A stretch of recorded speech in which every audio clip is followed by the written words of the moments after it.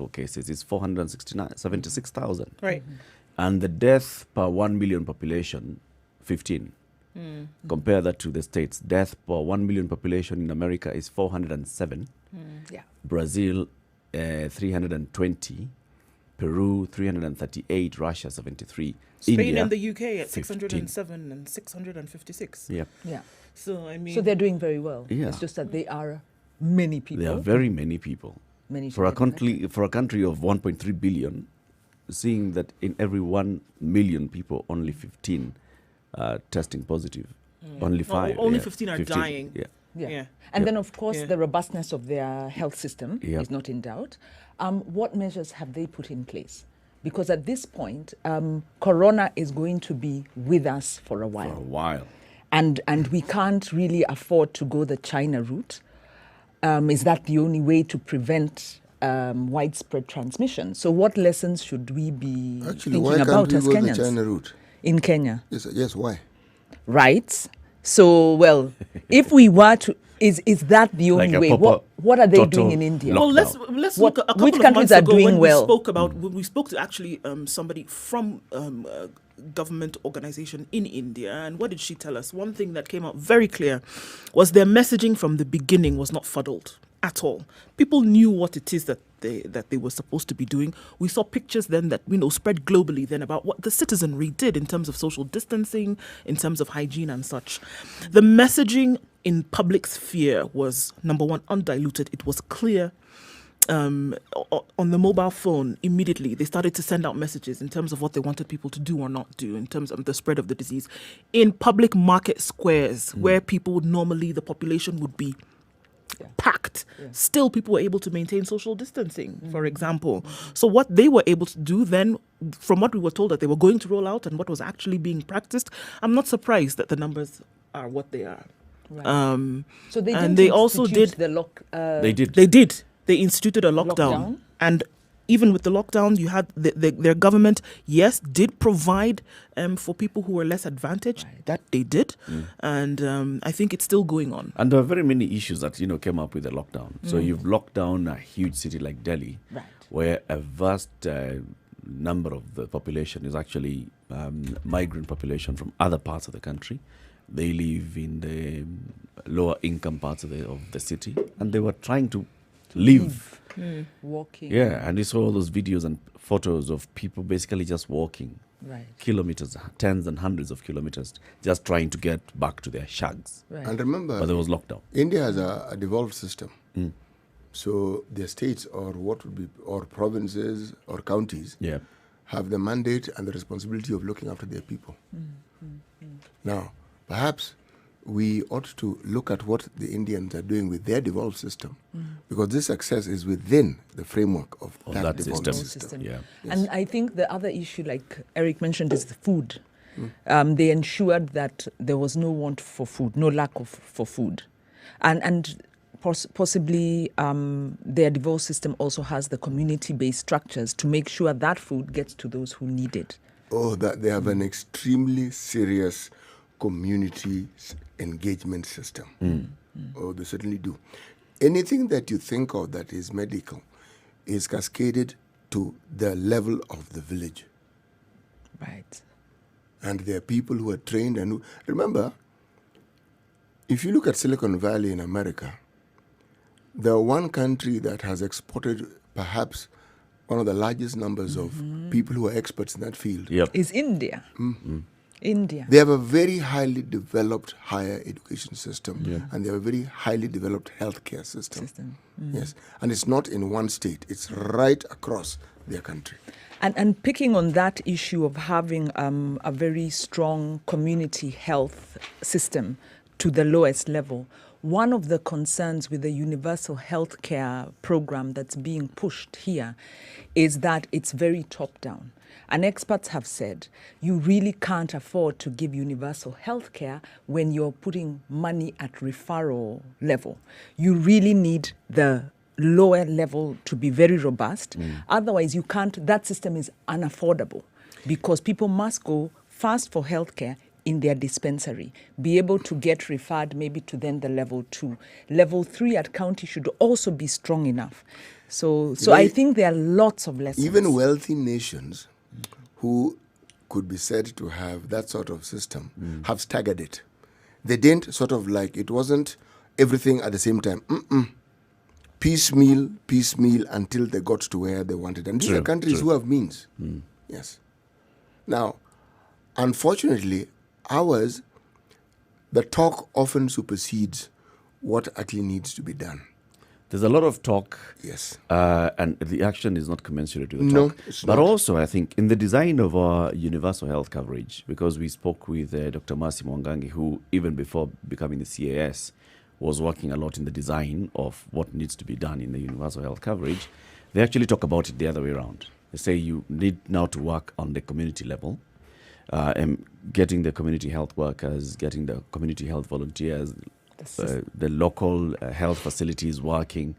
The county, the pilot counties, and Mohammed Kuti, if he joins us, we're going to ask him because he was among the pilot counties. They looked at that. How do we start making sure that these dispensaries, this healthcare, health facilities at the local level are working? I think that's where we're going, because I mean, the same thing when we talked to, the DG of Nyeri County. She told us the same thing as, again, a pilot county. Yeah. However, one thing that they were focusing on was making sure that they brought in the community and those who were known in the community, first of all, who may have been in the medical practice earlier and then retired, but then bringing them back into the system to be able to help, and then giving them something in terms of a stipend that they would be able to not really not live on at all, but, as a token to encourage to them to facilitate them continue. also. Because then what happens is that you have people in the community who are trusted. People are likely to tell them what they're ailing from. And that then helps them to inform decisions that they make. Countries that have robust community-based healthcare systems use such personnel because these are highly trained people as resource personnel who train others. Yeah. What they do is they focus on lay people being trained in certain basic things. And it was basic things, taking a temperature, Yes. drawing blood, very basic things that you would ask.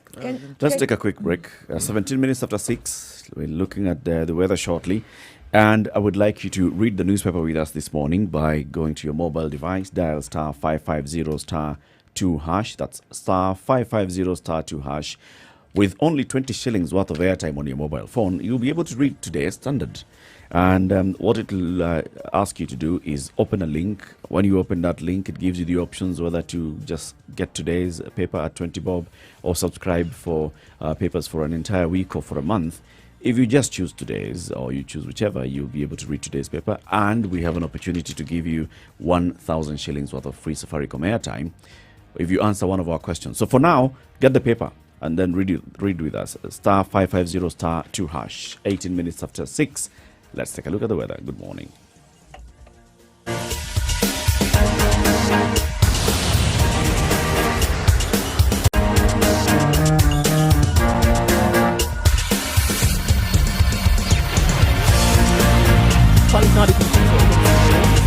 Highs of 23 and lows of 13. It's likely that it'll be overcast for most parts of today. Taking a look then into Nyeri at 14 degrees, it's mostly cloudy. Highs of 22 and lows of 14. In Nakuru, partly cloudy as well. Highs of 23 and lows of 12. Eldoret will be a rainy afternoon with highs of 21, currently at 13 degrees. Mostly cloudy conditions this morning. Kisumu at 19 degrees will be partly cloudy through the day. Highs of 28 with a chance of showers later in the afternoon. Kakamega promises to be wet as well. 25 and lows of 15. Looking into Mombasa, light rain showers already coming down. Likely to go into thunderstorms later with highs of 28 and lows of 24. It's overcast in Malindi at 24 degrees. It'll go into a session of a high of 28 and thunderstorms later on, coming down to a low of 24. Stepping out of Kenya into Kampala will be a rainy afternoon, highs of 24 and lows of 18. And in Dar es Salaam, 23 degrees currently, mostly cloudy conditions, going into an afternoon of rain as well, with highs of 28 and lows of 22. Let's look down into Johannesburg, where it's mostly cloudy at 8 degrees. We'll see highs of 16 and lows of 6. In Lagos, it's partly cloudy at 24 degrees. Showers expected anytime now, highs of 28 and lows of 23. It is still Wednesday night in New York City. It's clear skies, however, at 26, likely to go to a high of only 28 and lows of 23. 17 degrees and cloudy in London. We will see showers later with highs of 21 and lows of 12. And for now, in Paris, 18 degrees and clear skies, highs of 31 and lows of 18.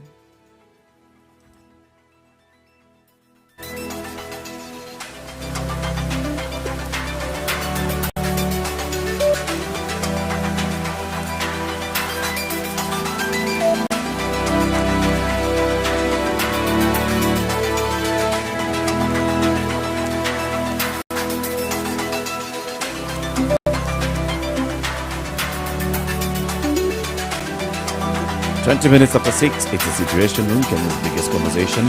Well, it's in the room this morning is Eric Lati, Nduo Ko, CT Muga, Wanjiru Gikonyo. CT, today's proverb.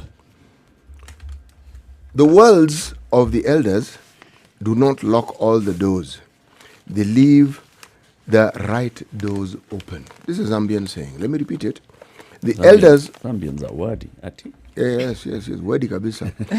The words of the elders do not lock all the doors. They leave the right door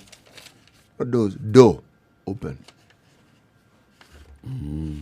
It's also not very lyrical or poetic, but okay. The worlds of the worlds of words. Worlds dunia za. Of the elders. Not ya, za. Of the elders. The world in which they inhabit. Yes. Not all the doors are locked. Leave options. You leave one. Yes. You leave an option. Have options on the table. Okay, before we start taking a look at the newspaper headlines, we'd like you to do that with us by dialing star 550 star 2 hash on your Safaricom device. 20 shillings worth of your airtime and you get to read the paper. When you do that, go to page 6. On page 6, there are two stories today on page 6 of the Standard. One is that teachers are getting their salaries despite being idle. We'll discuss that in detail. And then the second story is about clerics in Nakuru who are rejecting the age limit for worshippers. This story is quoting one particular bishop and who's been photographed there. We'd like you to look at that story and tell us the name of this bishop who's been photographed talking to the press yesterday. The section of Nakuru church leaders rejected the new guidelines set by the Interfaith Council appointed by the president to come up with a framework for the reopening of places of worship. Under the Nakuru Christian Elders Council, the cleric said limiting the age of church attendees is discriminatory. We totally disagree with the Interfaith Council for limiting church attendance to those aged between 13 and 58. It appears that the council made a decision from the office perspective and not based on reality. This is according to the bishop that we want you to find the name. The bishop said, the reality on the ground does not agree with the council's recommendations. Most churches comprise of people above 58 and young children. I'm 70 years old. I have no underlying health issues. Why deny me a chance to go to church? Therein lies the problem. These rules exclude him from running the service. And yet he is the bishop. Shame. And I think you mentioned this yesterday when you were talking about the non-mainstream churches and the drama that's likely to ensue. Sure enough. Now, the good bishop perhaps needs to understand that his age comes with, should we say, certain limitations. There are underlying conditions already just because of your age. Yes, I'm calling them limitations. Now, he may not think they're important, but they actually are important. Yes, in fact, what those in good medical care are now doing for people who are that particular age bracket, what they do is they give you something which is equivalent of a flu shot, okay, which can sustain you for a certain period of probably up to 6 months. So it means you have boosted your immune system. So yes, yes, indeed. So this is a good practice that we need to. Well, not many people know about it, but it's the reality. The government told us, Which government? Okay, what am I saying? You're talking about? What am I saying? No, it's all right. good. You're saying which government? Yeah. You to Kufu. The one we have. One of the other clerics also who's a member of this association, Dr. Charles Marita, He's saying this thing of limiting the number of people allowed per session is also wrong. There are some churches that are big enough to accommodate more than 100 people. That makes sense. Then have many services, for heaven's sake. No, but that makes sense. If you've got a 500 capacity, the principle is social distancing. So a 500 capacity, 100 is the maximum. Okay, you have a 1,000 capacity. But I guess when they looked at it, very few churches have the 1,000 capacity. The thing is... So it's a principle. What you're hearing, not even the principle. The arguments revolve around what they're accustomed to. And that's what they want to go back to. Change. Behavior it hasn't occurred to them that this thing has changed and it's not going back. This change is with us to stay. So you adjust. As you say that, the point that was raised again by Governor Mutua when he was here about counties doing education. At this point, by the way, the behavior change program has to move to the counties. And counties need to have conversations with these kind of people. Because the county is close enough, they know all their churches. Not only that. All their religious institutions. One of the things that the government, or when I say government, I mean serikali tukufu, and I also mean the less tukufu serikalis of the counties. Hey, wacha kusema less. They're less tukufu. Can you be constitutional? There is no less. Believe me, they are less. They are not when less. You are dependent on someone to give you money, you are less. They are not dependent. You are less than Those them. they are not dependent. Those are illegalities. I am constitutionally serikali ya Nairobi na serikali ya nini? Ya Kenya. Ya mikoani. Yes. You know, I speak of the practice. They are dependent. Constitution, being what it is, ni mzuri, but they are dependent. All these debates we keep having around money would not arise if they were not dependent. The debates we have, the judiciary has with the executive, same thing, but let me not digress from what I was saying. The need for the governments to have an understanding that these things have changed and they must change to understand and accommodate these changes, it starts there. The conversations that we're talking about, these are conversations that the church ought to be included in. Not at this level that you hear. No. The level of the community engagement person, the community health worker, that's the level at which the churches should be engaged. Because a lot of the things that you hear sometimes people saying may be out of an absence of knowledge about certain things. I'd even put it a different way, CT, as you were speaking, the point that Ndu made about India and their clear messaging. The church should actually be part of that messaging.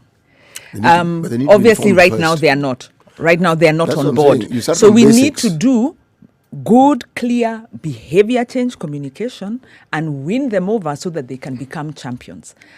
Recognizing that really what this pastor is saying here is maybe an economic argument. Do you see? It's all about the money. But let me ask you. It could be about livelihoods. If people don't come to church, they are not sending tithe via M-Pesa. But do Sundays have fewer hours than the rest of the days of the week? Think. Start your services early. Have many services. What prevents you from having many services? But if he doesn't have a structure and he's the only one who can pastor. If half of your congregation will not be able to come to church, even if you have 20. Right? Remember, in very many of these places, especially in the rural areas, it's actually the people who are older that go to church. Brother, it's not just rural. Even here in Nairobi. Even here, it is old men, then women, then children. It's a very interesting situation, by the way. So COVID is such a game changer. Is basically locking out very many people from going to church. Is. And we can conclude or reasonably conclude that it's an economic thing. It's about numbers. Because if it is about reaching your congregation, you can reach, especially he's in Nakuru, you can reach them. Nakuru has free internet. The government offers. By the way, they do. The government set up free internet. Where?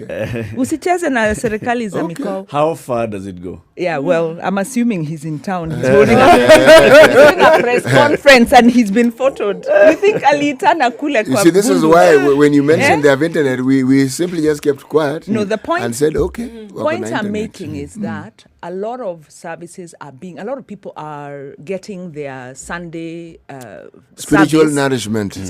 spiritual nourishment online. Obviously, congregants are then not doing their tithe online. Actually, There are very many challenges that come with that. Yes, many churches are actually putting their services online, but you've got to remember that the person who's consuming this is spending.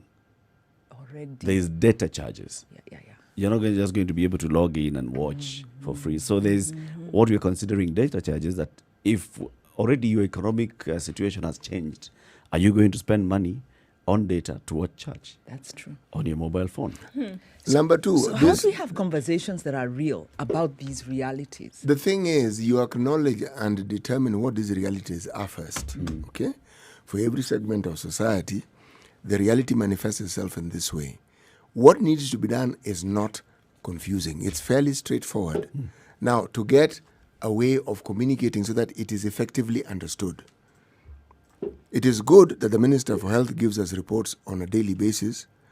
That is all good. But believe me, it doesn't serve the purpose that they perhaps think it does. It doesn't cut it. No, it doesn't. Unfortunately. It And if doesn't. I just briefly, because I know Eric is giving me the eye, but it's something that you see, you keep going back to CT. The fight against HIV started, to be very honest, with a lot of muddled communication. Wasn't it just? It was, nobody knew what was going on. Here's a disease that's decimating populations and societies. Entire villages are being wiped out. And then out of the blue, there was the 3-letter messaging that came out, and it resonated with everybody. And it was like a light bulb moment. And everybody switched on at that point and said, okay, this is then what we are supposed to do or not do. And it was clear. And I think the same thing would carry on here. If the messaging was very clear from the very beginning in terms of what needed to be done. And even when, because it's a developing scenario and we don't really understand every single element of COVID, as things develop, again, we need to go back to the messaging. Because had messaging been clear in terms of what needs to be done, we wouldn't have, maybe such a terrible situation in some areas where The push people and don't pull really, that we have. Exactly. People wouldn't have to now start dealing with, okay, so now not 58, 59, not 70.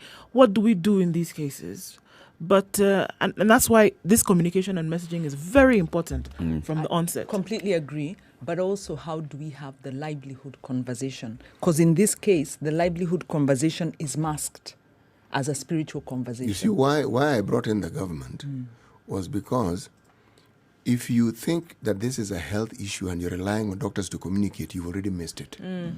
Doctors are not trained to communicate. That's not their job. the area of strength. Unless it's Mercy Korir, Yes. who's trained as a doctor and trained to communicate. No, Mercy Korir is what you call the that percentage that forms the exception. outlier. The Yes, outlier. Completely. Yes. Anyway, let's take a break. 28 minutes to 7 o'clock. Remember, we are asking you to read the standard newspaper on your mobile device today, star 550 star 2 hash, and then go to page 6. On page 6, there are 2 stories. One is about teachers. The other one is about clerics rejecting the age limit for worshippers. It's quoting one person who is the founder of Pema Victorious Churches. He's a bishop. He's also been photographed there. We'd like you to call in and tell us the name of this particular bishop. He is a bishop. He's been photographed in this story. 0719 012 600. A chance for you to win 1,000 shillings worth of food.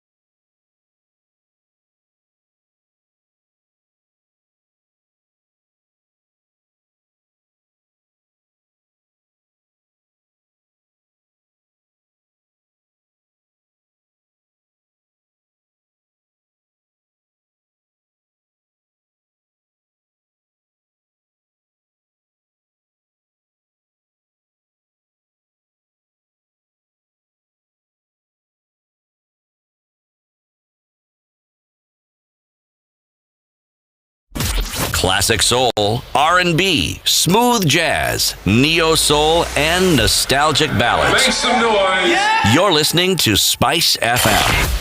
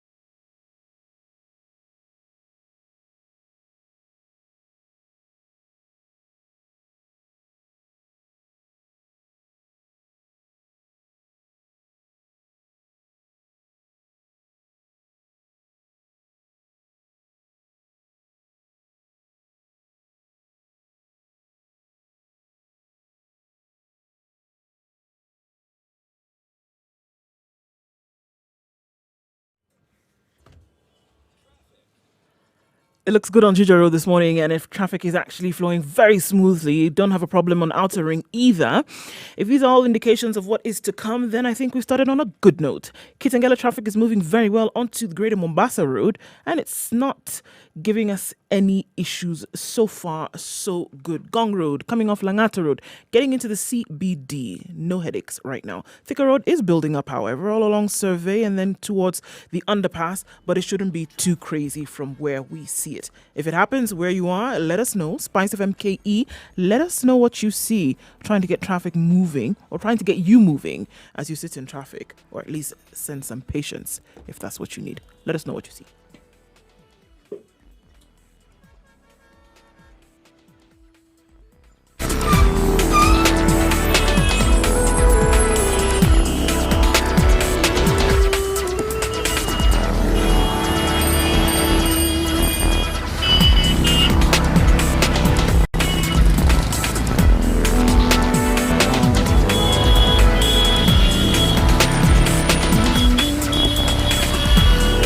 The Situation Room is Kenya's biggest conversation. The live stream is up at www.spicefm.co.ke and our digital platforms as well, social media platforms, Spice FM KE, Facebook, YouTube, and Twitter. Pure golden sound and good talk. 94.4 Spice so there seems to be FM. some problems at KEMSA. Oh, yeah. Yeah. The Kenya Medical Supplies Authority, which buys drugs for all public health facilities in Kenya, is on the spot after a special audit unearthed procurement and financial irregularities that put at risk over, guess what? 100 billion shillings of donor funds. A special audit of the parastatal conducted from October 2019 has recommended an overhaul of the entire procurement system at KEMSA and wants a new accountability system that has an end-to-end supply chain visibility platform installed to prevent losses and wastage. It is one of the most disturbing findings of the review.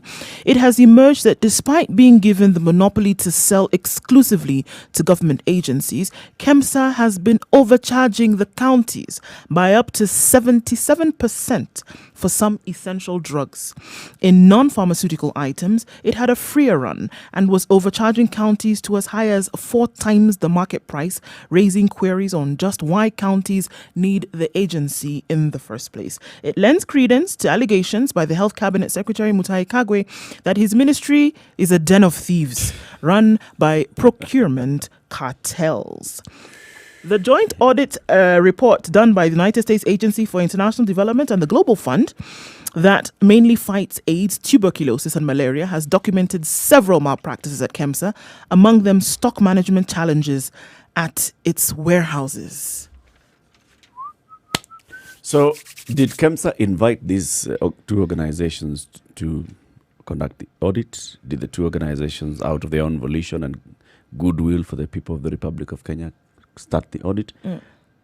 How do we end up having USAID and who else? And the Global Fund conducting an audit? Because KEMSA? They give them the money, yes, to do So- what they are doing. You So and they in have and in the some owners. cases they actually provide the drugs Yes. that these people are supposed to distribute. So this audit is well within their purview. Okay. Yeah. It's okay. It's within their purview. It doesn't mean that because you've donated, therefore you have the purview to do that. So what is it that made them start doing this audit? And what were they auditing? Is it the system? Is it the procurement system? Is it the Are distribution you asking system? if this is a normal audit or Yes. is this something that was spurred Yeah, on it by was some? triggered by, what was we the can trigger? speculate. You know, the big HIV program is coming to an end. So this could have been an audit as they It's like an exit. an exit kind of audit. But it's not the first. Let me just give you a bit of information before you go to Wanjiro. In the two development partners conducted usually they conduct separate audits. I beg your pardon, but this is the first time they have undertaken a joint audit, and it was initiated last October, and the report is dated December 2019. They officially transmitted the report electronically to KEMSA on the 4th of May, and they requested the agency to set up an official meeting to consider its findings and agree on how the recommendations would be implemented. So it's something that they normally do. They normally do Right. this. Right. Okay. It's not the first time. SID and Transparency International, some 2-3 years ago, did an audit similarly. And the same issues were raised in the mainstream keep media. cropping up. The Council of Governors has raised issues around KEMSA. It's one of the contentious issues in terms of control of functions between the national and the county government. And because we'll be having the CEO, maybe we can ask for clarity in terms of why are counties being overcharged. Where are they on this? Why are they required to get the drugs from one supplier? Yeah. There was a question about economies of scale. Yep. There are some medicines apparently that need There's to argument be about refrigerated. economics of scale, quality, insurance about quality. But there's also a challenge around the And- composition of KEMSA. Yeah. No, now I think the conversation that they should be having is about the composition of KEMSA, not looking at it answerability. as a national government body, but as a country body, as a state organ. It's an authority. It's established by law. So maybe they should be It's a good reviewing one. such kind of stuff, right? Right. Yeah, despite the state corporation receiving billions of shillings and having a monopoly to supply all public health facilities with drugs and other commodities at a higher price, the corporation is almost bankrupt. So that speaks of mismanagement. In Yeah. fact, There are very state many corporations Very are many a issues. big drain and a big channel for corruption Yep. in Kenya. And their accountability structure doesn't work. And we are using a broken model because government continues to set up. There's a report that, immediate first thing Uhuru Kenyatta did when he got into office was he got an audit of all these The state corporations. It wasn't implemented. It wasn't looking good. Yep. Yeah. The dams scandal, was the Kerio Valley, is it? Regional Development Authority that was supposed to have been scrapped. So these institutions are where politicians appoint their political cronies. So they've got that negative tag and their performance has not been good. And so also the big entrepreneurs. For example, when you're talking about KEMSA, you're talking about Big Pharma and the rest. Very easy for you to control the market. You're dealing with only one. The whole idea of KEMSA would be that the exact opposite of what this audit is telling us is what should be happening. Drugs should be costing 7 times cheaper than the market price. Yes, Something like that. That's But what now it should be. It's the other way around. But how hard is it to disband? And like you're saying, maybe it's big pharma, because how hard is it for 47 counties that have a function to disband and demand an institution respond to their needs? Yep. Right. And Whose Folks, interests are you? remember, Who are you talking? Health Whose is a interests? devolved function. Huh? Yep. Are we saying that the counties must get drugs from KEMSA? This I don't think is entirely true. That's the regulation so far. There's a national law. No. That all What public, exactly does that law state? all public What facilities. happens in terms of practicality? Okay, maybe we'll get the facts. But what I know is I'm not sure whether this has gone to court, but it is one of the issues that Council of Governors has been at loggerheads with the national government about. And this is the point that we were discussing yesterday. When you look at counties, you have to remember that national government has an enabling or a disabling hand. What I know the counties pitched a fit about were the equipment that they hadn't been consulted in purchasing, and equipment that many counties did not even service. find that they were the useful. leasing issues, The yes. MES story, okay? Now, this isn't the first time KEMSA is in the news for malpractice. Even before devolution. Long before devolution. Yep. In fact, the stories were worse. Some of these bodies, just because of what they do, like you see, KEBS, the other day we were talking about KEBS. How many MDs of KEBS in the last 5 They have a years? serious turnover. That's serious turnover. Why? It's because of the commercial side of things. Same thing about KEMSA. I think me on principle, I like the idea of everybody getting the drugs from this one institution. I like that idea because it gives us some sense of control and also it pushes away some of these underhand deals. Can you imagine some big company coming to negotiate with one county? The Catholic Church and some associates and have a similar setup. It's called MEDS. Now, they supply medication at the level that you are speaking Yes. of. And the reason why people prefer them is because the medication is of the sort you want, not necessarily generic, but it is very reasonably priced. Yep. So it makes sense. So the point you're making is that there are options that the counties could have opted out of KEMSA. I am saying We there will are find options. out I why am they haven't. taking this discussion further and I'm saying this hike in the price doesn't begin and end at KEMSA. Yeah. That's what I'm actually saying. I am saying that there are other people even within the counties that benefit from receiving procurement from KEMSA. Through KEMSA. That is why they accept these inflated prices. That's what I'm saying. It's a big game from It's a game, yes. beginning to end. Yes. Okay, let's play a big game of exporting now. Yesterday we helped you to import Farm implements. farm implements Yes. into the Lots of country. stuff. Now you've grown your crop and you want to export avocados. To which country? America. China. To same You want market. to send it back to them now? But the farm Who eats implements, avocados? America. Who else eats avocados? Everybody in the world. now. everybody in the world eats Become a big avocados. thing, Yes, yes. You see why I mentioned China is because of their population. It's a huge Eat the market. avocado well. They do. They do. They do. They do. So exporting Japan. avocados from Kenya to China. Yes. All right. Yes. So information that you need to know is available on this portal, kpa.co.ke/Captain Cargo. Captain Cargo. Cargo is KARGO. You go there and you find varied information broken down for ease of consumption. Ndu, Yes. just take him through this particular part of exporting. Okay, since avocado are perishable goods, right? So obviously you know that before you pack and package, you would have found all this information out, all right, CT?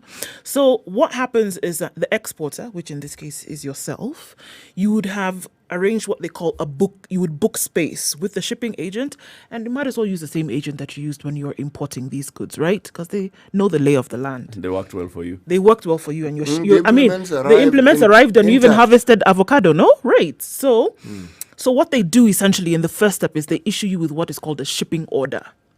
You get that, and so you've basically started the process.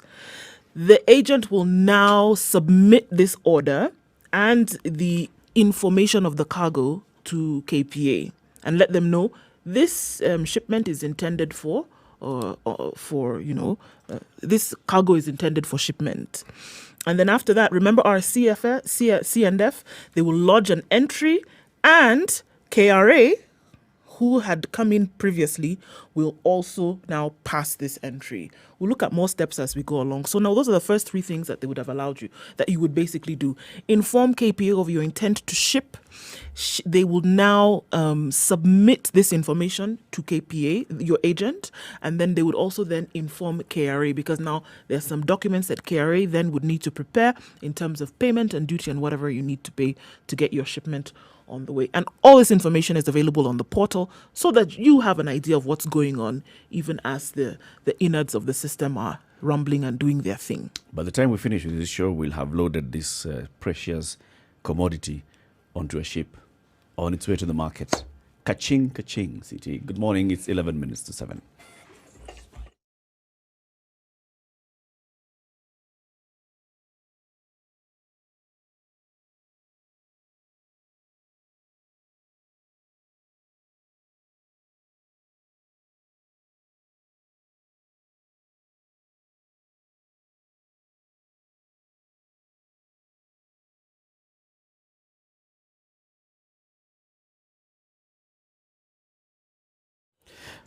At 11 minutes to 7, it's a Situation Room, Kenya's biggest conversation. Remember, we want you to win 1,000 shillings worth of free Safaricom airtime by calling 0719 012 600 and telling us this story on page 6 of The Standard.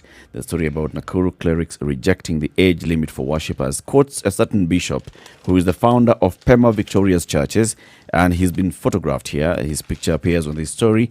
What's the name of this bishop? That's all we want you to tell us. 0719 012 600. You've got the next 10 minutes. Ama hiyo pesa napatia ndu. I like that. That's a good idea, I like right? that idea. Okay. Wajiro, an interesting story that you have. Right, I'm on The Standard, page 4, and it's a slightly political one today. I'm looking at Mount Kenya bigwigs to support Kemunya after private lunch. And this story tells us that a number of Mount Kenya former and present political leaders paid a lunchtime visit to the new leader of majority of the National Assembly, Amos Kemunya. And the speculation is that the discussion was around President Uhuru's political agenda and how to align to that. The article then goes on to say, of course, the politicians said, no, it was just a private lunch. They didn't even invite the media. But, of course, we all know that the Building Bridges Initiative process will be coming to the House. It's critical that people like him are in the moment and support the agenda. This, of course, comes at a time when the region is politically divided, with a section going the Kieleweke and the Tanga way.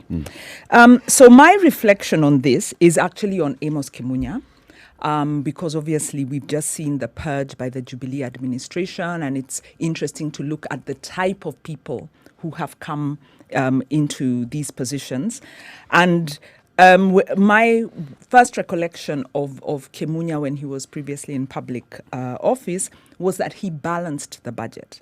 The Kibaki administration took over at a time when Kenya was in recession. In fact, the economy, I think, was at -6 or something. It was doing really, really badly.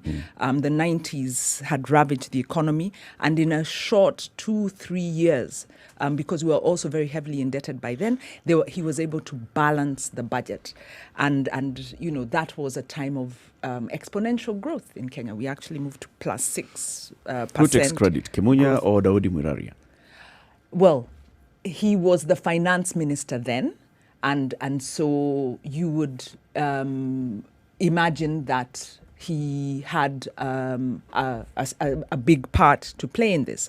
Kemunya eventually then, I think Muraria came after? Muraria was the first. No, Muraria was before Kemunya. Muraria was the first, and then Anglo leasing happened, and so Muraria was out. And then Kemunya came in. Yes. And what Kemunya happened balanced. With Kemunya, I remember, balanced the budget before you get into the political side, because there was a discussion about the growth of the budget and how he's the one who is on record saying that they moved away from depending on commercial lenders or development partners for supporting the mainstream budget, that their target was to support the budget based on local revenue collections. Yeah. That was, I recall that about Kemunya.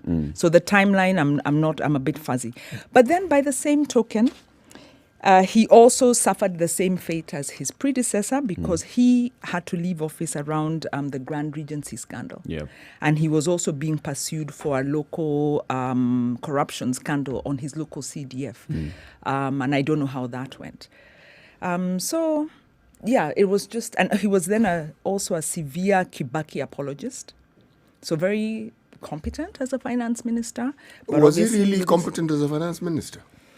If you look at it in terms of the issues we discussed on Monday, he achieved those parameters. Did he actually achieve them, or did he simply carry on with what had been begun by his predecessor? And he didn't bungle it. That's also He an didn't bungle achievement. it. That if you matters. put it, if you state that, then that I'd be willing. But what I would state further, that ministry, had Mirara, it may have had Kimunya, Kibaki ran that ministry. Fair enough. Yeah.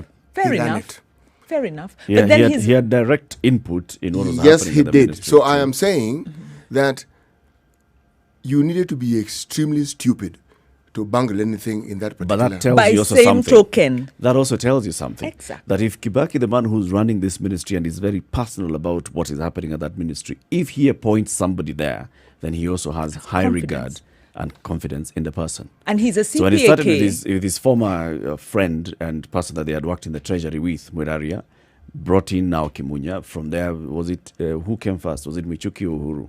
One or the other. Yeah.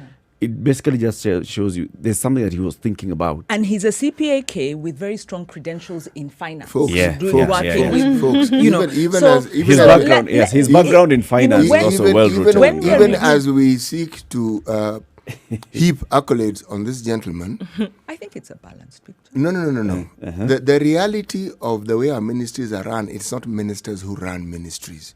It is the PSs PSs. who run those ministries and the many people below them. Now, what Eric said, and which I believe is what I should focus on, he didn't bungle it. There was a course that was being followed. He ensured that course was followed for the benefit of the country. But anything beyond that, no. I take a different view. I think ministers should be judged by the performance of their dockets. And this is important because they are the right now they're actually the authority to incur expenditure. That's not always the case. But They're in if- charge of the policy direction of that ministry. Exactly. And we must hold them. We need points of accountability. So if you exonerate I somebody wasn't exonerating them. or if I you was don't hold merely them accountable, stating- then who do you hold accountable? No, I had not brought in the issue of accountability. I was merely talking about functions. Okay. Accountability, the flip side is performance. And he did well there. He suffered on his own personal front in terms of integrity, but If we give say credit where it's due. that there is no credit I'm giving that gentleman. What do you see was happening here? I mean, why did they have to have this lunch and bring in the leadership from Mount Kenya? Some present, some not But present. it isn't unusual. Starting from the senior people like Kiraitu Murungi coming all the way, the Speaker of the National Assembly coming, the Governor of Laikipia was present, the Governor of Nakuru was present. But remember, if you talk CS about for if you talk about the what governor, are they saying? If They you are talk whipping about him. certain governors, these are some of them worked with him in the Kibaki government. Please remember, so they know him fairly well. Yep. Yes, but this is not unusual. I read the stakes Is are it extremely succession high. politics? Is it like propping him up as Stakes are high and they are whipping him. Peter Kenneth was also there? In this meeting? Yep. Yeah. Okay. So the stakes are high and Was- it's an agenda. was Koigi They are Wamwere there? strategizing. Koigi wasn't. Why? Neither was Amos Kimemia or Governor Anne Waiguru or Wambora. But the governor of Tharaka-Nithi was there. And who, Again, but Eric, such meetings are not unusual. it's a strategy meeting. A gathering of politicians, it's not There's unusual. something that it Oh, goes okay, beyond. tell us. I A don't summary know. You're of the us. It news could be hound. I was wondering. You're It the could be news anything. hound. It Tell could us. be anything. What are we This is missing? summary This is Beyond some strategy. positioning. Yes, it's beyond strategy. There's an issue of Mount Kenya and Mount Kenya politics and the positioning BBI and all of that. and all that. It could be What clear. I mean, more you're could it coming be? up to look. We can't stay away from the fact you're coming up to an election. You're looking at exactly specific or strategic positioning. You never know who is seeking relevance for such positioning. You don't know who is eyeing, particular things. It's also possible. And that again, the it's name not Kimunya abnormal. Is a red herring. They were not here to celebrate or to. It had nothing to do with him It per had absolutely se. nothing to do with him. Maybe it was something else. Still about Mount Kenya politics. It's not and abnormal leadership, though for them to but come not together that they like were, this. coming together, gravitating around Amos Kimunya. Ask No, the that question. is- For the that is longest helpful. time, it was people have perceived used- that It was out there. Kimunya was not in Huru's good books. Really? Well, it was even perceived that he was given as much distance as possible. So this is like a rehabilitation. And maybe maybe he's being told behave. Maybe. We hope he This doesn't. time. We hope he doesn't. This time, my brother. You saw what happened last time. You saw what Don't happened. do it again. We Do hope not he- allow a Kalole moment. Anyway, We see the minister coming to the good top of the performing hour, minister. just before we go to CT's proverb today, we're going to extend this for about another 5 minutes. So people have been calling and not getting it right. It's on page 6 of the Standard. There's a gentleman who's been photographed there. He's a bishop. He's a founder of the Pema Victorious Churches. What's the name of this bishop? 0719-012-600. A chance for you to win 1,000 shillings worth of Safaricom airtime. CT Muga, today's proverb. The words of the elders do not lock all the doors. They leave the right door open. Okay. Good morning. It's 7 o'clock.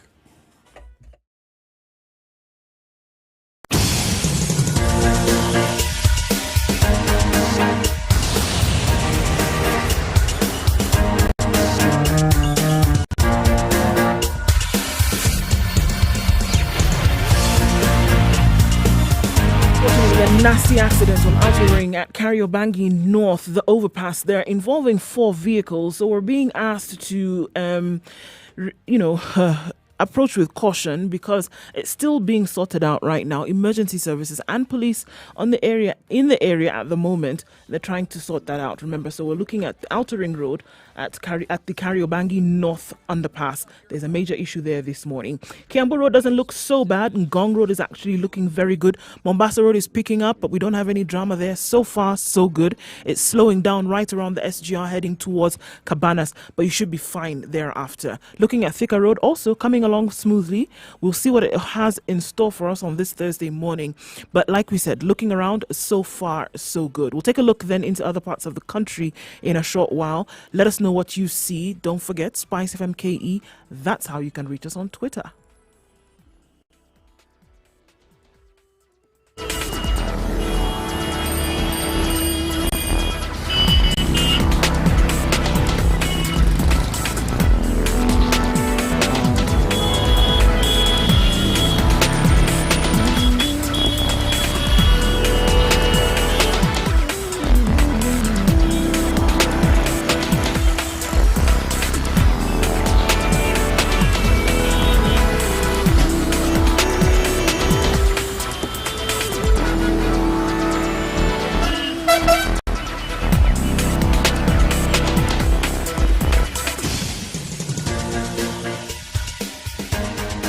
This is The Situation Room, the home of hard-hitting political commentary and penetrating insights about the state of the nation. This is a talk radio experience like no other. The Situation Room, a place for hard truths, debates, and elevated conversations. The Situation Room, witty, political, engaging, deep, Okay, 2 minutes controversial. after 7 In the o'clock, room, we are have broadcasting on CT 94.4 in Muga. Nairobi, Mombasa 87.9. We are in Kisumu 102.5. In Nakuru 96.0, Eldoret 96.7, 90.9 in Nyeri, and Malindi 97.7. Remember, we were asking you to give us the name of this bishop on page 6 of the Standard this morning. We just wanted you to dial star 550 star 2 hash. That's star 550 star 2 hash. With 20 shillings worth of airtime on your phone, you'll be able to get to read the newspaper. So what page is this particular, and I mean, it's on page 6. This particular story is Nakuru clerics reject age limit for worshippers. The story quotes a certain bishop who is the founder of Pema Victorious Churches. The same bishop is also photographed on this page, and we'd like you to tell us the name of this bishop. So let's see if all those people who had been vetted by John and were getting it wrong. Let's see if this one gets it right. Raphael Motembo, good morning. Good morning, good morning, good morning. How are you? How are you? How are you? I'm good, I'm good. Okay. So, The Raphael, answer is, yes, what's the answer? What's the name of the bishop? the name of the bishop is Jackson Maina. Jackson Maina. Yes, please. And so he's the bishop and he's the founder of this particular ministry called Pema Victorious Churches. Yes. And so where are you calling from, by the way, Jackson? Not Jackson. I'm calling from Nakuru, and actually the church is along where I live. Oh, you actually even know the bishop? Yeah, Yeah, I do. So thank you. Ah, great. So, Wait, Do you have internet? No, do you belong to that church? No, I don't. I just park there when I'm carrying on with my errands. We were speculating whether the church is able to do internet services through YouTube and other things. Is there internet in the area? Yeah, there is. There's Safaricom and there's Zuku. Bas. is there free internet? I wouldn't tell about that because I don't like for us we use service paid for internet, so I wouldn't know about that. Okay. Raphael Yeah. Motembo, congratulations. You win this 1,000 shillings worth of free Safaricom airtime. Okay. Speak to our producer, John. He'll give you the details of how you get the money. Oh, thank you. Enjoy your day. Okay. So, City, you had another interesting story that you wanted to Well, this one has bring been as a conversation. Yeah, well, this one has been brewing for some time. It's something that has been happening between Egypt and Ethiopia. Ethiopia have been set on course and have been building a major dam called the Grand Ethiopian Renaissance Dam, GERD in short. And this dam is supposed to be able to produce up to 45,000 megawatts of electricity. Now, the argument that Ethiopia has put across is that 65 million of his people, out of 114 million, which is their population, do not have electricity. And the demand for electricity keeps increasing by 32% every single year. So there is need for them to provide electricity. And this particular dam, 2/3 of the water that it requires has to come from the Nile. Now, this is now where the issue comes in. Egypt relies on the Nile 100%. Yep. And they are arguing that if Ethiopia goes on with its project, 100 million Egyptians will be at risk. 100 million of their population. So this has been going back and forth. The Egyptian took this matter to the UN, the Security Council. The Ethiopian said, no, this precedent is not good. This thing ought to be settled by the AU, okay? Because if you go to the UN, then it means beyond that, we'll be stuck and hard positions will have been held, and then there will be no room for further discussions. Yep. But this debate is still ongoing, okay? It's still ongoing. The argument, though, however, has also been that if the Ethiopians fill that dam at the pace that they intend to, then the problems that the Egyptians are raising would arise. Yep. If they fill it much slower, if they stagger Yep. the filling of the dam, then the problem may not occur. So the negotiation is, all right, if you go ahead, then this is what we expect. We Yes. expect to be getting this volume of water Yes. on our end yes, continuously yes, as you fill up the dam. yes. But if you just go ahead and do like what people do with dams and, just block off the river and first of all fill up your dam, there's an impact. You're looking at the entire population of the country. Yeah. Because if we're looking at 102 million people that Egypt has, it's the entire country Their only that would source be of- affected. It's the only source of water For agriculture. for agriculture, and yeah. for drinking and for, In fact, the sensitivities or the restrictions around the Nile affect us because we're also bound by that same Yep. Treaty. treaty. But, I think the African Union, or is it IGAD, needs to have a word with Ethiopia. they've been having a word. Because With Ethiopia. we are with Ethiopia. because of our Lake Victoria and River Omo. Yes, and the because dam. of Lake Turkana. Same thing.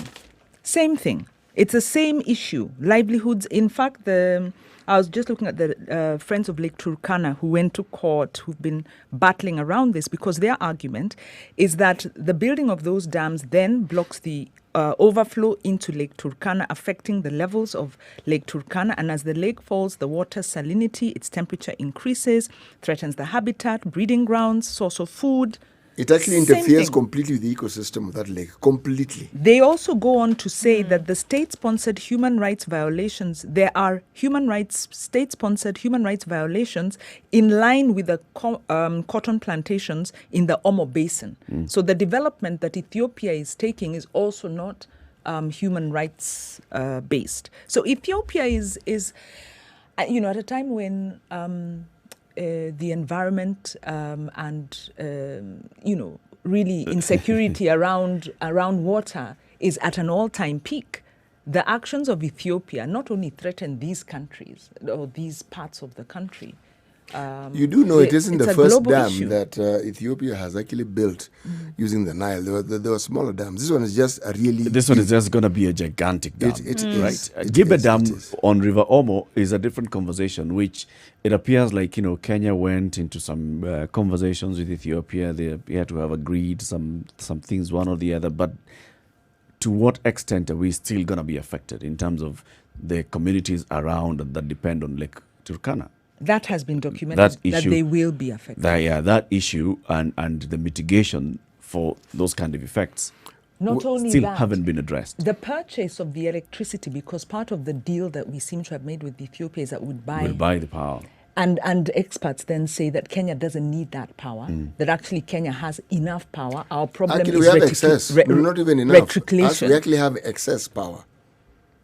But these are water wars, because they're saying water is the new gold, and the new wars or conflicts between countries will come around managing water. So maybe Ethiopia is strategically positioning itself to have control of water and become like a regional leader based on their control of these dams.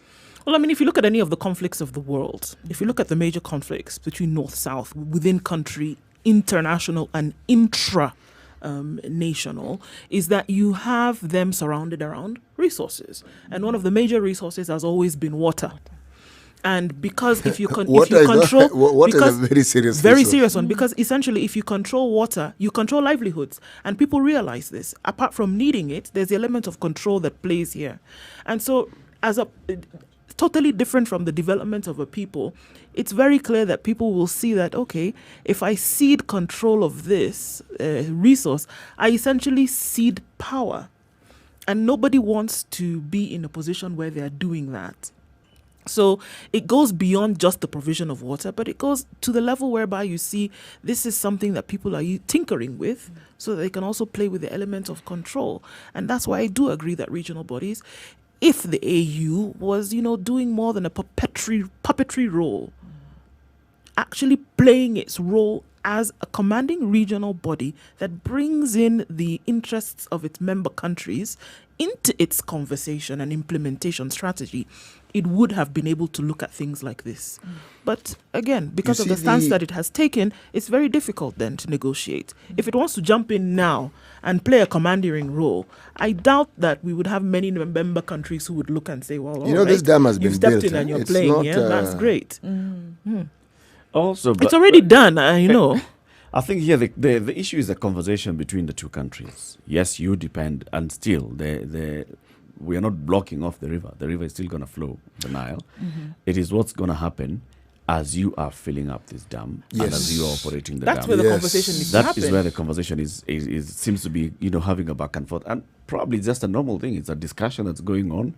There's a push and pull. There's everybody standing from a grandstanding position, and then you start ceding ground as the negotiations happen. Anybody who listens from the periphery would be able to see and say, well, it makes sense then. Then fill it slowly. Actually, the Ethiopians if you look at it, and then you would say, fill it slowly. Because if you're looking at the livelihoods of 100 million people going down the drain, it would only make sense that you say, fill this dam slowly. You do it at once, people are going to die, essentially. See, that dam meets international standards, according to Ethiopia. Yep.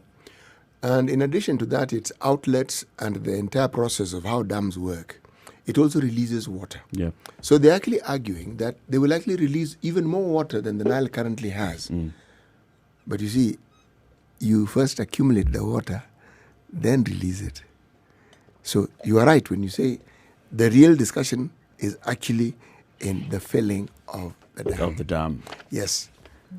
And even beyond that, also the management of the dam. So, because at some point they can just decide to flood the Nile, from this dam, and it can cause issues. Even downstream. more issues downstream. Yep. Look at other countries that then would suffer as a result of that. Kenya, Uganda, looking just down the line. So, I mean, No, it's we the could other look way. at it. Oh, right. This is okay, up- it goes we're- up, we're it's going, we'll upstream. go upstream. Yes. But still, if you want to look at other countries that are affected, that's why I talk about the fact that, okay, it could be two countries that are having this conversation. But if you look at the bigger picture, and you could say, well, all right, it's Egypt and Ethiopia, let them sort out their issues. Other people are affected by You know, that. the real issue here is these matters, both these countries have built dams before, Yep. but you have to ask, what is the fuss about really? Because by the time you even think, a dam isn't something like a banana which you go to buy in the market. It takes planning, it takes designing, it takes... mega it's- project. Yes, it takes a long... before it is even commissioned. And I'm sure in all these phases and stages, you consult those who would be concerned. Yeah. The noise started even before all this started taking place. This back and forth is not new. It's not at this No. point. No. It is. I guess it's those negotiations and the power play between the two And trying countries. to determine and ensure that your interest is actually looked after. Yep. Or someone doesn't jump the gun and you end up with something that is actually going to put your country in jeopardy. What is Egypt's big dam, the Aswan High Dam? Is it not on the Nile? Yes. So they also have their own big dam. Egypt has, I think, 3 dams. Aswan is known to be the biggest, but they have other dams as well. You see, the On the Ethiopians argue that this dam that they're building is safer than any dam in Egypt or in Sudan. But that's the argument, right? It brings into mind a very interesting point because, of course, we are campaigning strongly for public participation in Kenya, for instance. Ethiopia may or may not have that. But there's a need for, when you're building this kind of dam that has regional impacts, they still need human rights-based approach to development, puts people at the center, and you therefore premise public participation. And in just 1992, the African Charter said that development is by the people, and the people must be consulted. And so, like Ndu is saying, if the AU was not so sleepy, if this charter had actually been operationalized, the point that Siti is making about those affected should have been part of the conversation, so that these challenges are assuaged early on. Yeah. Another point is that we have a similar situation with these dams when it comes to the Tana River, Kengen, and Garissa, and similar back and forth, where Kengen county government says they don't even tell us when they're releasing the water, so that we can prepare ourselves, or they will tell us, without enough Notice. Notice for Yeah. for them to react. Yeah. 17 minutes after 7. Take a quick break. Take a look at the weather. This is the Situation Room. It's Kenya's biggest conversation. Good morning.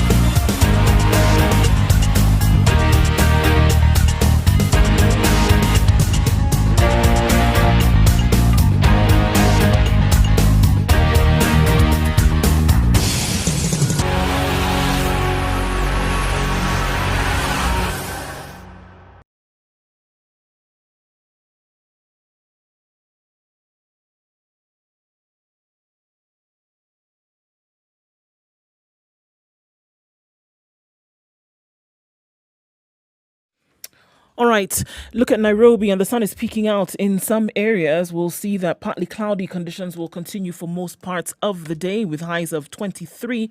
And in Nyeri this morning, it's mostly cloudy. We'll see highs of 22 and lows of 14. Taking a look then into Nakuru, where it's partly cloudy through most of the day today. We'll see highs of 23 and lows of 12. In Eldoret, it's promised to be a wet afternoon, highs of 21 and lows of 11. And in Kisumu, highs of 28 and and lows of 18. Mostly cloudy conditions throughout the day. Kakamega will have rain showers in the afternoon with highs of 25 and lows of 15. Looking into Mombasa, where the light rain showers are already coming down at 25 degrees, it'll graduate to thunderstorms later with highs of 28 and lows of 24. Taking a look then into Malindi, cloudy conditions and light rain showers already beginning. Rain is touted to continue for the rest of the day, highs of 28 and lows of 24. We'll take a look into Kampala now, where it's partly cloudy at 18 degrees. It was forecasted to be a wet afternoon as well, highs of 26 and lows of 18. 23 degrees in Dar es Salaam and mostly cloudy. Thunderstorms are forecasted for later with highs of 28 and lows of 22. Johannesburg at 8 degrees is cloudy, highs of 16 and lows of 6. And wrap things up in Lagos for now, partly cloudy conditions at 24 degrees. Rain showers expected soon, highs of 28 and lows of 23.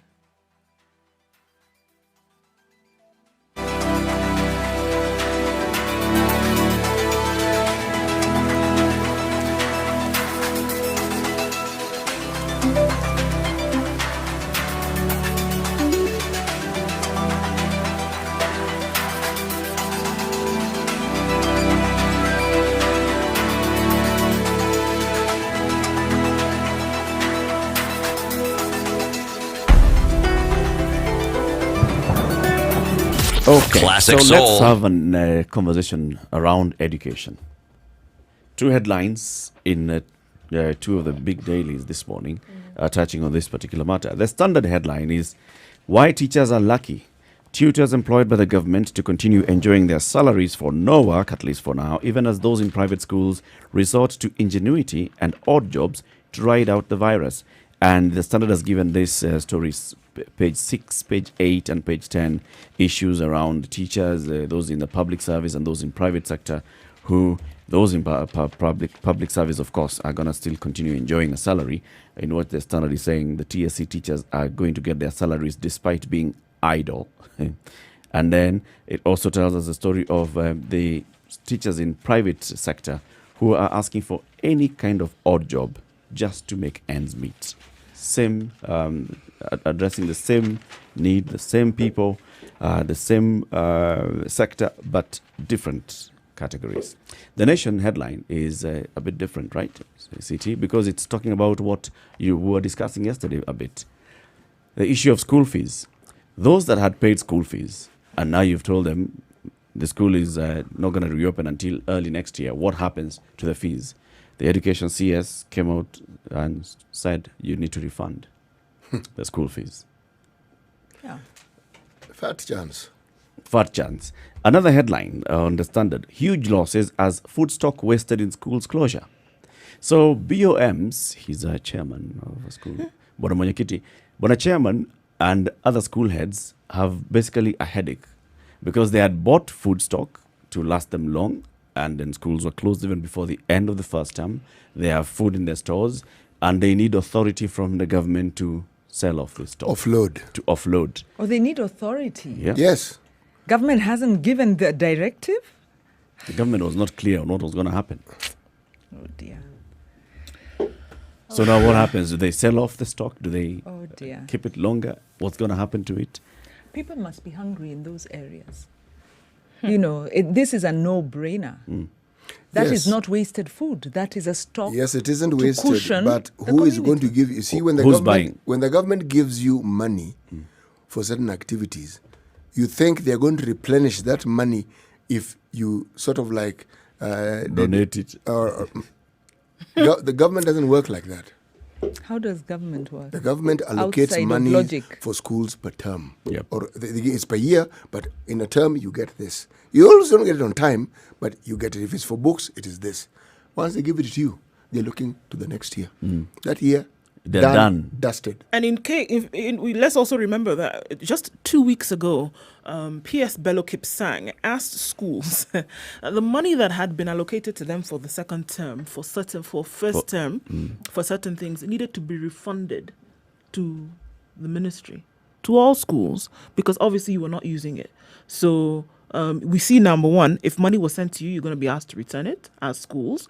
And then now they're dealing with this issue of, supplies in the stores. Yep. And what are they supposed to do with them, because now schools are not going to open. So they've put themselves, it has put them in a very difficult situation. It's just off the bat. Funds that were sent to you, obviously you did not use them, send them back. And then now you've also gone ahead and bought. What do you do? Can I get a quote from Dr. Wandi Njoya? Kenyan education kills our ability to deal with reality. We become hardline and brittle. But being brittle, instead of elastic, means that reality will break us. And of course, she wrote this thinking about the students. But when I think about the way the ministry is dealing with COVID, this is what you see: rigidity and inability to respond proactively to the obvious. The food stocks, for instance, should not be wasted. Food is needed. They should be redeployed. A second point, apart from this very rigid mindset, I would say is government works in silos.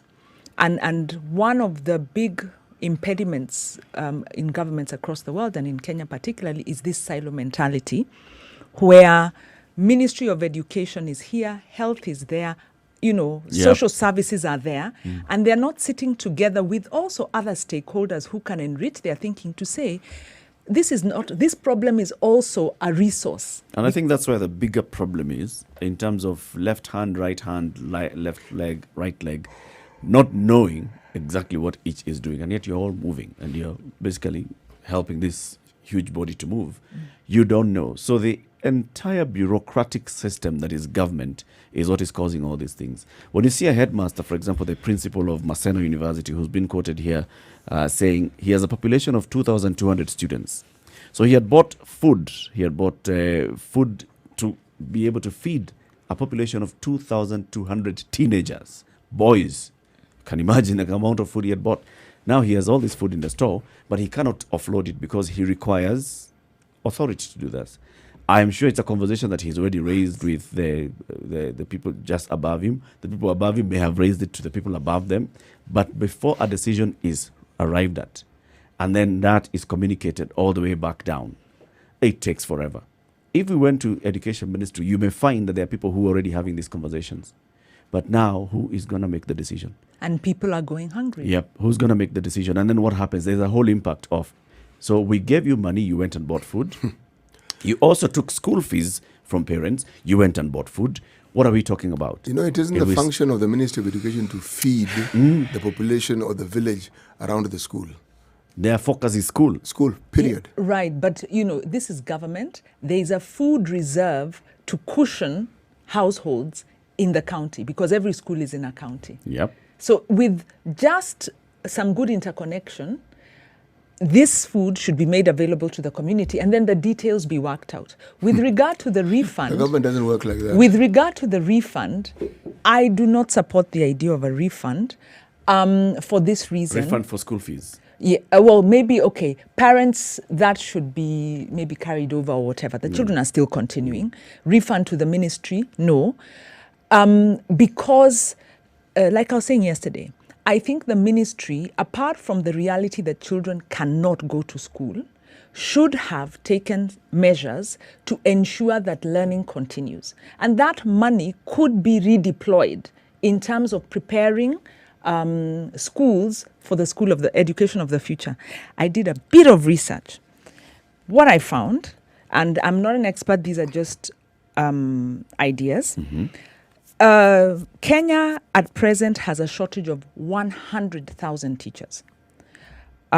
We spend 21.1% of our budget, this was in 2019, of our budget on education. In other words, we're already spending a lot on education. We can't afford to spend more. So I put it to you that our model is actually not sustainable. We are not able to deliver quality in the present way we are giving education. So going digital and looking for alternative ways of learning is an imperative if our education standards are to survive. Then added to that is learning has changed. The present model we have is a lot of information regurgitation. And even the competency-based curriculum is trying to move away from that banking. There is more discussion about with the internet now, you have access to a lot of information. You need to teach children how to use information, how to become critical thinkers. So in line with this, the model is broken. The idea that children only learn in these organized spaces is not sustainable. E-learning becomes an imperative. And that is where these additional resources would have been going to look for. How do we then keep kids learning at a basic level, but also prepare ourselves for the paradigm shift, because there's a paradigm shift in the way we conduct business. I hear like as if you're saying that e-learning will come and substitute physical learning. I think it will complement. And so we still need to go to school, of course, and then use e-learning as a tool. Yes. To support whatever is happening in school. If we have a shortage of 100,000 teachers, now that's a lot, because you're saying the teacher-student ratio in public schools is way too high, that those kids cannot hope to get quality education, cannot compete with their counterparts in private education. 100,000, when the ministry is already gobbling up 21.1% of government of the budget. Health is at 7%. Health should be at 15%. Agriculture is at 4%. Agriculture should be at 10%. We don't have much more room to put money into health, into education. Private education is not accessible to to all students. It creates a lot of inequity. So I think we have a problem and an opportunity. A problem because we are not able to give quality education to all children. The opportunity is COVID has taught us we need to rethink, and technology is there, and how do we mix it up? So I think we needed a better solution, and the minister and his advisors needed to get outside the box. I also think, though, that there are interests around our present model. Allow me to interrupt you here. There are thinkers within that ministry.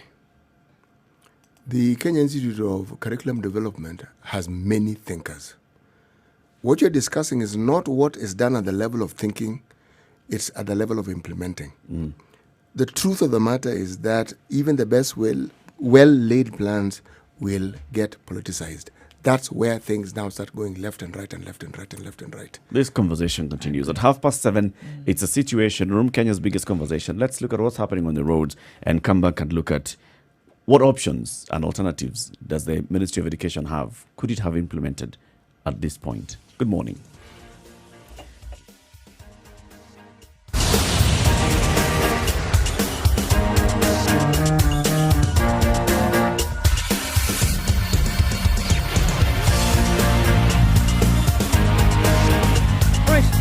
It may have changed. Traffic still remains, more or less manageable this morning, except for the accident that we see right around the underpass at Kariobangi North there. So we need to be very careful when approaching the area. It's going to affect traffic. It already has started to do that. So we see quite some there. Coming off Thika Road, it's busy, but not too terrible around Muthaiga, then getting into the CBD. Mombasa Road, very clear today, so enjoy that before it becomes something else. Avoid the express lane. Like we said, Outer Ring Road, there was an accident there. And now there's another one on the same road as we've been able to see. So please, guys, be very, very careful this morning. Spice FM KE, let us know what you see. You get stuck somewhere, let us know. We might be able to provide you with an alternative. And at the same time, let others know.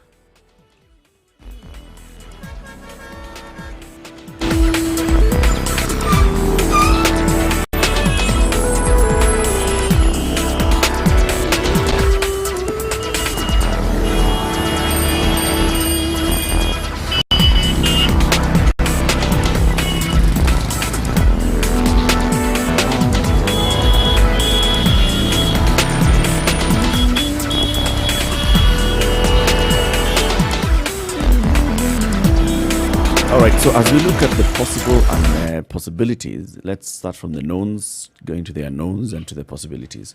What happened after the government announced closure of schools?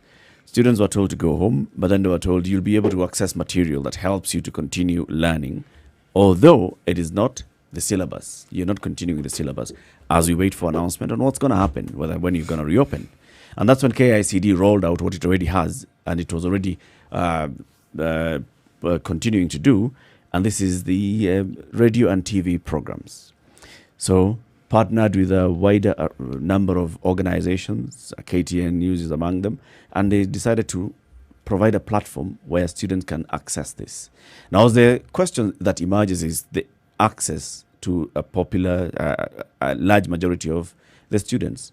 How many have access to radio? How many have access to TV? And that became another conversation. What are the opportunities? Universities were put on the spot, and they were told, all right, so we are seeing international schools in the country that are based here continuing to offer learning through internet because most of them are urban-based. Universities that are urban-based, is it possible for you to do the same, to offer online learning? And we spoke to a lecturer here who called and said, look, we are trying to think about how to do this the same. I call one of my students and tell him to organize a group. And my student tells me, I'm in Kajiado, I don't have access to internet. I will not be able to join this conversation on WhatsApp group. So I cannot even go into Zoom or WebEx and have the learning happening. There are some, however, that have continued to do the same. Professor X and Iraqi was telling us that he's teaching some of his classes through these platforms, WebEx and the rest. But you see, as a university coming and saying the University of Nairobi, we are continuing all our programs on this platform, did not happen. Same issue. People have come from all corners of the country. What's their access to internet? So we have the infrastructural challenges that came in, but there was the whole policy and the will to roll out the information and continuation of learning on digital platforms and other platforms. Now, what options would you say that the government would have used or implemented to ensure better and continuous learning for the rest of the year? I think, Eric, you said it yourself some weeks ago, and I think you said it yesterday as well, that the universities really have no excuse. At that level, they should, and I think they do resume in September, and I imagine they will be going into some sort of remote learning as well, because they still have to distance and everything. And I think there's a point you made that I remember. The universities have been investing heavily in setting up brick and mortar. Brick and mortar, yes. Which shows they didn't read the times. And I think the recognition has to be that we are on a paradigm shift. Things will never be the same again. We will never learn in the same way again. And in fact, there are people who question what is education? What's the value of going to learn all these historical facts? Everything's on the internet right now. So you end up in...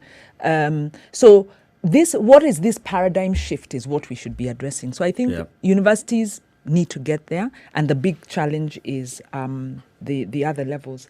And the last point I'll make, just to add, the question you're asking, when I was doing some research, I found that there have been some institutions in the ICT sector that have been talking up internet access and putting it at around 90%, and arguing that if you look at secondary users, like you say, okay, this household doesn't have, but they have a cousin who lives there or whatever, 90% access. But the Bureau of Statistics puts it at 1 out of every 5 Kenyans between over the age of 3 has access. So that's not very high. 1 out of 5 isn't very high. It means more households than 1 in 5 will have, because if it's 1 in 5 and they're spread out, maybe more households have access. Where did they conduct this research of theirs?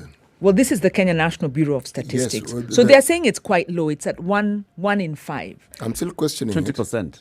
20%. I'm still questioning it. Why I'm questioning it is, you see, when you give such statistics, it's important to state, to differentiate it. Meaning, you'll say that in the urban areas or in some of the what we call the bigger towns, this is what we find. Then it makes it easier. That's cumulative.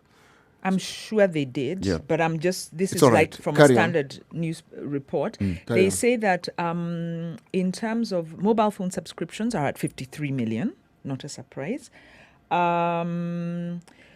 Mobile ownership is highest in rural areas at 12 million, urban areas 8 million, which is interesting.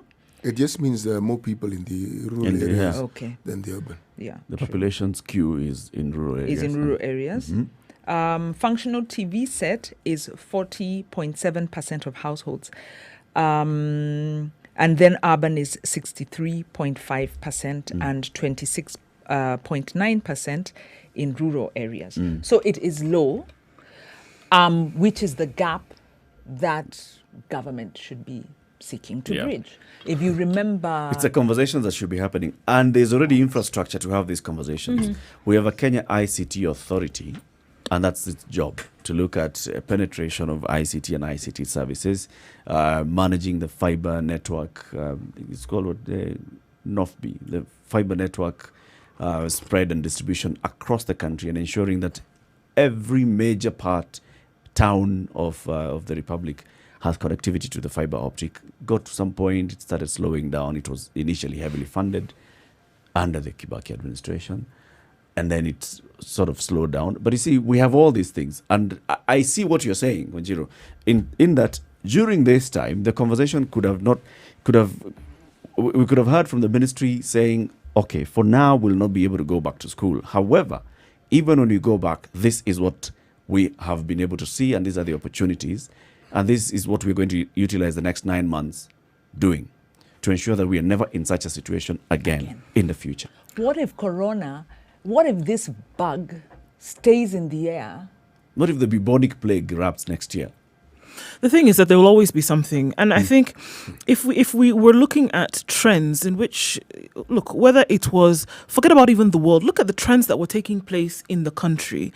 We are right now in the information and communication age. This is where we are at the moment, and that means that whatever it is that we do, whatever areas or spheres within which we operate, that element has to be taken into consideration. The digital skew has to come in. It'll come in whatever sector we choose to look at it. It'll come in education. It'll come in health. It'll come in infrastructure. It'll come in, planning, urban, rural planning, whatever it is that we choose to look at. So the thinking has to start, because it all starts from the thinking. It has to start to go in those general directions. Because like you said, if it stays around for long, if it disappears tomorrow, we don't know. But the truth of the truth of the matter is that something else will come. We can, of that we can be sure. That something else will come that will still force us to change our way of life. Now, in the way in which learners, students are being educated, the world started to take a different change a very long time ago. Just a few days ago, we talked about how we consume news and information has changed. In some countries, the newspaper is obsolete. What changes did they make? We have to also start to think the way in which we teach children has to change. So even when this thing came about, even when this corona came about, unfortunately, for a lot of things, it caught even the education sector flat-footed. And I'm saying that we should not be in that situation where we are caught flat-footed. We should start thinking about a several option-oriented approach to doing things. Yeah. So that if I can't be physically with my students in class, What else can we do so that the process of learning would not be interrupted? So how do we ensure this gets done? Oh, this is what I'm saying now. Who's going to bail the cat? Well, there I you go. think for a start, we We're going so well, CT. for a start. Let's first of all do the nice part. No, No. But I agree with what Ndu is saying. Yeah. But how do you get it done? Before you get to that point, For a can we start- first of all now just be nice? For a start, we should not accept, and we shouldn't accept that millions of children, like that the education year has been written off.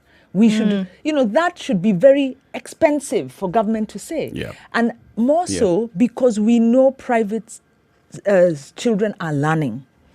And, for me, in my mind, if I think the decision makers, unfortunately, not enough decision makers have children who are at home.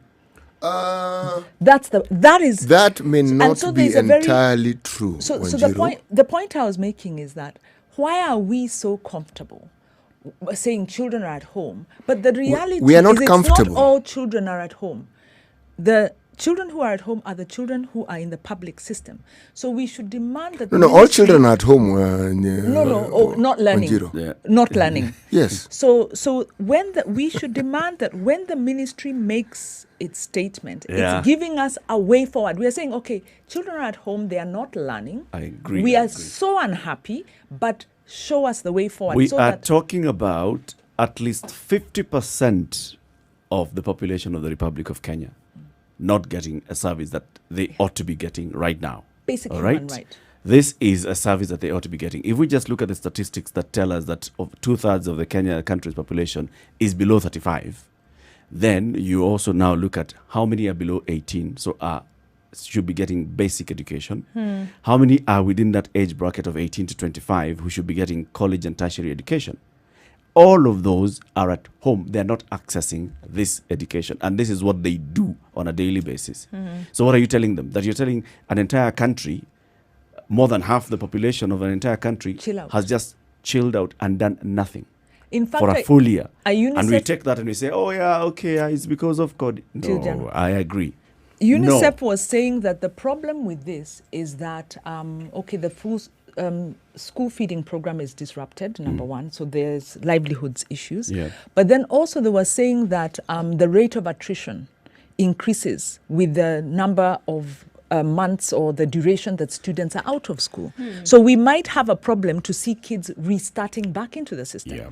So we must, no, it's not enough. So this is must, not. Wanjiru, how do we go about making this must a reality? Because that's what we need to do, but how do we make it a reality? Well, we need to pressure the ministry for one to... I'm going to ask, to how do you think- pressurize the ministry?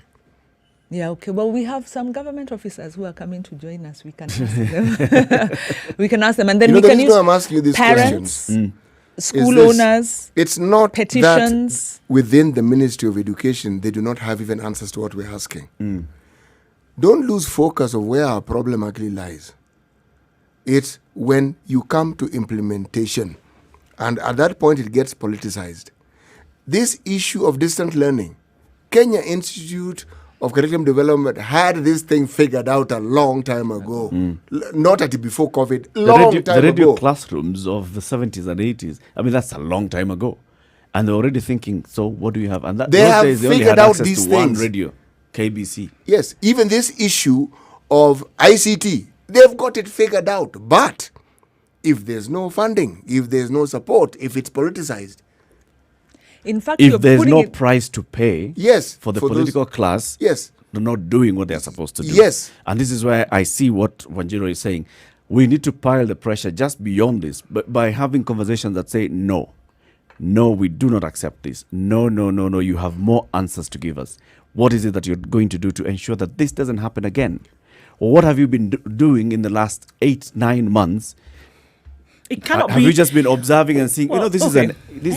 it's a health emergency, yeah? It cannot be that there's only a one track mind when it comes to solving problems. It can't be that you only have one option. That if we're not able to do it this way, then the only other way is to stop everything completely. And I'm saying there's got to be some give. So maybe we didn't take into consideration at the time when we were talking about, all right, no, we can't have children go to school at the time when a pandemic is going on, looking at the health aspect. But then to also take that thinking a little further and say, all right, so they can't be in school physically. However, learning must continue. What is it that we are going to do to make sure that it doesn't stop? Yeah. Now, the responsibility, yes, does lie in the hands of those who have been given the job. I refuse to believe, just like CT is saying, I refuse to believe that those who come up with these policies didn't have an option for digital learning or outside They had those classroom options. or They've had them outside for a long classroom time. learning. It has been there. So yes, I think the push needs to come from having these Maybe you're also conversations. giving them a bit of too much credit. No. No, I'm don't. actually not think- giving I them enough believe- I credit. believe there I should refuse be. to be. I I refuse believe to those believe plans that will they be sat. there. I refuse to They may believe that have they thought sat about there it, but they and haven't said put the an only end-to-end option. solution to it. I'm sure I they believe- have their idea plans. here, But idea their job there. is to Government create. has very Their job is competent to people. It's the develop. political leadership. Their that job is fails to them. develop. Their job Yes. is to Which is a develop. very good excuse that the public service gives, by the way, all the person time. who takes it, the arm that takes it then from development to actual implementation, it doesn't rest with them. It's not them. It's not them. It's If like that saying plan the Kenya National existed, Examination Council is like telling them, why aren't you writing the curriculum? That's not their job. It's not their job. It's Yes. it's somebody else's job Yes. to write the curriculum. I'm saying that, let's give credit that there are very brainy people, very many people who think broadly and who are experts in education who are domiciled in these departments. The Ministry of Education, the KICD, the Kenya National Examination Council, and others. However, I am holding back on giving them the absolute credit that they have a solution. It's only that solution has not been accepted by the political class. Eric, I am do you have thinking that information they to may the have contrary? they may have ideas. They haven't shown us any information that they have. They may have ideas, but in terms of thinking an end to end, that in the event this happens, there's a solution. There's already a program in place. In the event we have a pandemic and people have to be out for an entire term, this is what's going to be rolled out and this is what is required. If that was there, we'd be hearing about it. No, I KICD rolled out what they had in plan. They had the plans that they had in place came out because they already had a plan. Eric, the reason why I don't agree with you, and it's going back to what Siti was saying earlier when we were talking about the dams, about Amos Kimunya as minister and what his role was. I think the capacity is there, competent people are there, the ideas are there, but the political decisions are taken by the minister, and in fact, the political direction comes from the president. It is top, and this is why we were saying that we had an ICT revolution in Kenya. Did we not? Under the Kibaki administration. We actually forget we didn't have internet access until under Bitange Ndemo And Mutahi Kagwe. and Mutahi Kagwe. Kenya opened up and changed, and we even forgot what it used to be like. But why did that process stop? Because when the Jubilee administration came in, they are the tech, digital, very savvy presidents, but they presidents. talking. They did not prioritize, and prioritize is nothing other than you put money and you give the direction to your minister. So number one, the first port of call is the president, and the practical instrument is the budget. And what we'd like to see, because we were told by Abraham Rugo there is going to be a supplementary budget, the supplementary budget should address these gaps. That is what has to happen. Otherwise, we can't say we are waiting for kids. To open school in January next year. 10 minutes Thank to you. 8. Let's take a quick break. 10 minutes to 8. It's a situation room. It's Kenya's biggest conversation. We are discussing education. And what is it that the government has been doing since schools closed on the 15th of March? Children have been at home. And now they've been told, stay at home until January next year. For colleges and universities, you will resume in September. Let's see how that happens. Let's remember that we are helping CT to export some stuff to China. And this is a shipment of avocado to China. So we did the first 3 steps in terms of looking at the KPA portal, which is the Captain Cargo, KARGO, and it gives you information on what you need to know about the process of exporting through the port. So we are taking the goods to Mombasa. Ndu told you the first 3 steps, which is first you arrange to book a space with a shipping agent, and you're issued a shipping order. Then the second thing, the shipping agent submits your export cargo information to the Kenya Ports Authority. The next thing is that the clearing and forwarding agent lodges the entry, and Revenue Authority passes entry. Next steps. Right, so the Kenya Revenue Authority then passes the entry and issues a release. So the entry has been passed, and obviously there's certain, tariffs and then rates that you must then pay. After that is done, they issue you a release. So now you have a release to ship, essentially is what you have. And then the CNF submits this, so it's what they call a pre-advice. So the pre-advice then is sent to KPA, and they then pay the port charges. So there's certain port charges then that will be sent to you. You know, this is what is actually going to be the cost, depending on the weight, the number. All of this information has already been pre-entered, right? So you have a truck, whichever one you like, CT, and this one now. Yeah, that one. The export cargo then arrives at the entry gate and is issued with a position slip. Same kind of slip that you got when it was leaving in the first place with all your goods. So now all of this paperwork has taken place between the relevant authorities. The payment has been done. You're issued with a slip. Then your truck arrives at the entry gate. You get your position slip. So now what we are waiting for is to get through all the checks so that your precious cargo can then be loaded. And we'll look at those when we come back. All right.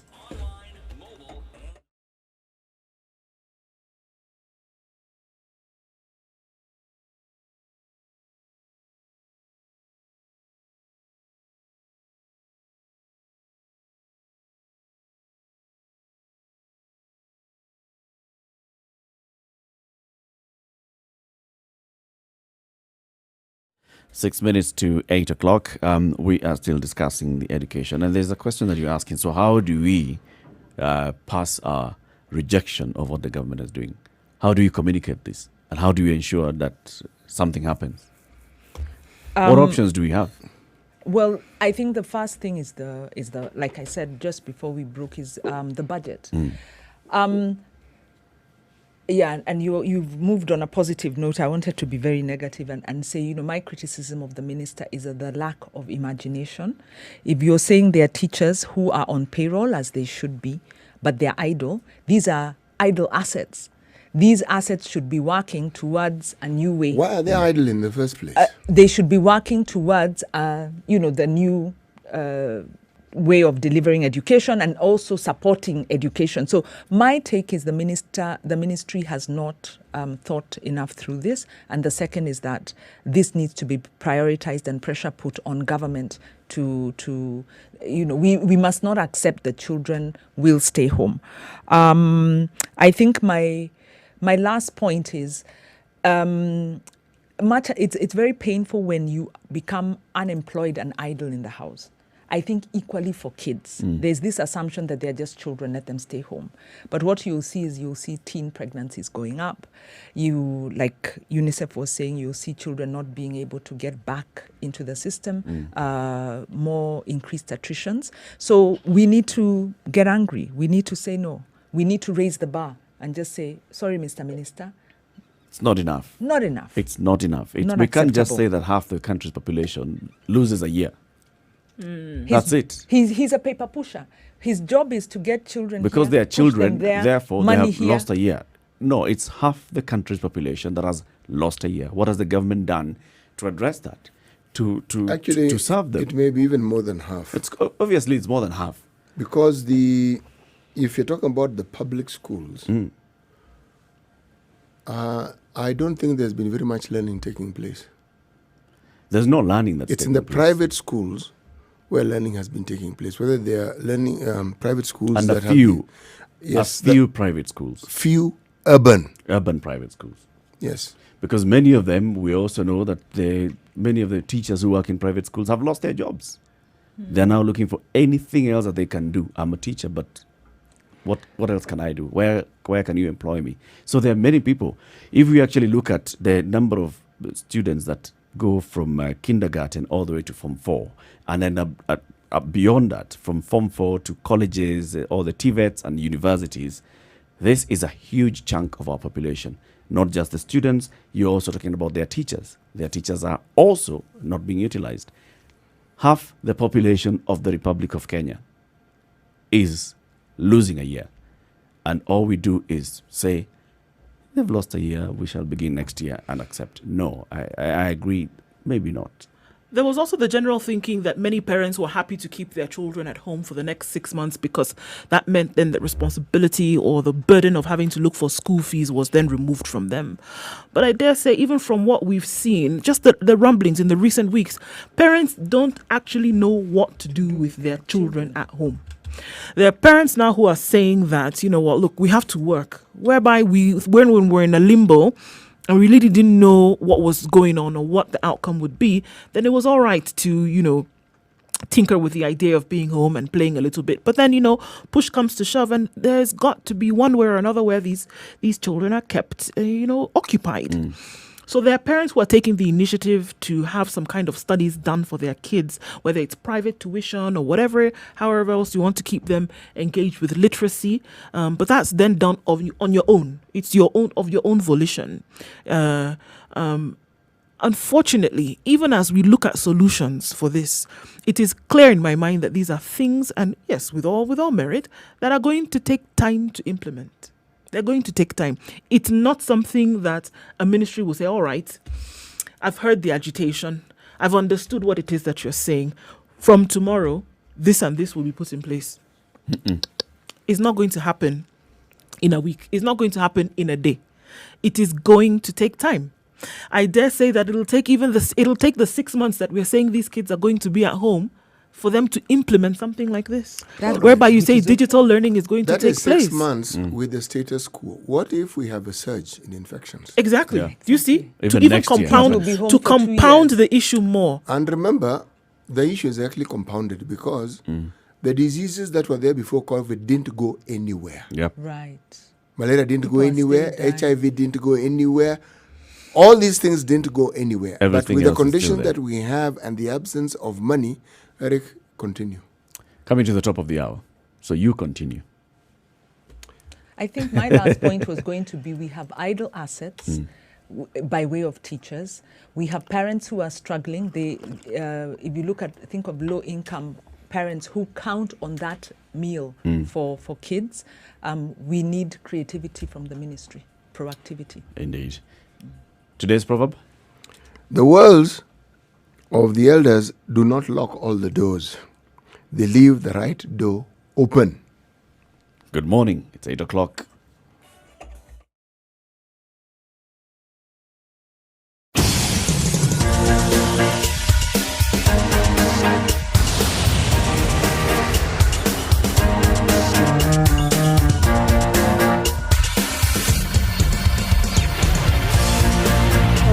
Juja Road today, there's overlapping going on. There was traffic before that all began, and the road looks like a one-way street, and it actually is not. So that's an absolute mess in both directions. Use the service lanes on Thika Road today. They're not so bad, whereas the main highway, unfortunately, is, and traffic is bumper to bumper. All right, let's look at Westlands. Coming to the Westlands roundabout, all the way up there from Udhiru, passing the 87. The Red Hill bypass can be used, but traffic is moving very slowly then as you approach Westlands. On Mombasa Road, it's behaving in fine form today, not so bad. Getting all your way to the Nyayo Stadium roundabout will not be too much of a headache today. So traffic doesn't seem too bad today, except for the odd accident here or there, which has already been sorted out, and not too much in terms of injuries. Okay, let us know what you see. We're in the middle of traffic hour, but we don't see much drama today. Remember, Spice FM KE, that's how you can get in touch with us. Let us know where you might be stuck, and we'll share that information.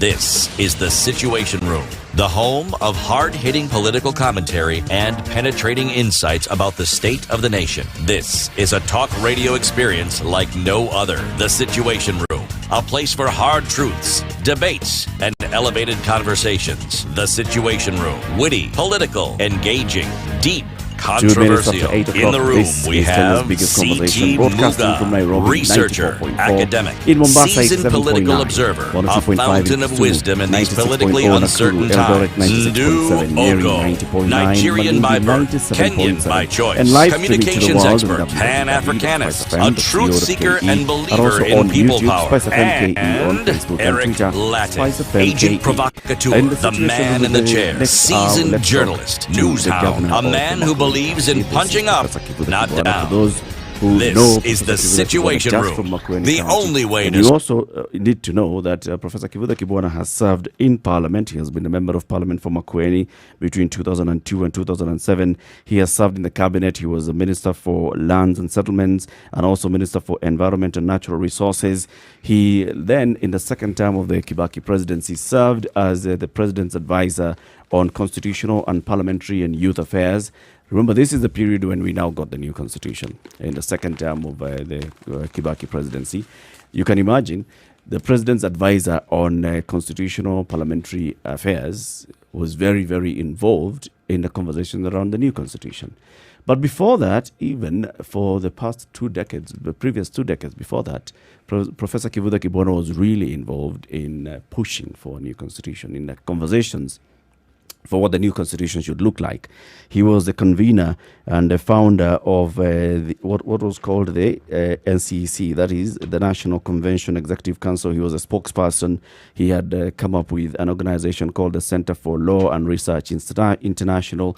This is a man who has worked in public service, worked for the public for many years. So by the time we were deciding, let me go and serve as the governor of Makueni County, he was going to implement some of the ideas that he had, some of the issues that he thought a government should do for its people, and that is what he exactly went to do. Professor Kivutha Kibwana, good morning. Good morning, guys. Good morning. Good morning to you, Professor. morning. Welcome to the Situation Room. Yeah, that is a big team, a war team. Yes, it's a whole team. It's a whole room. Yes.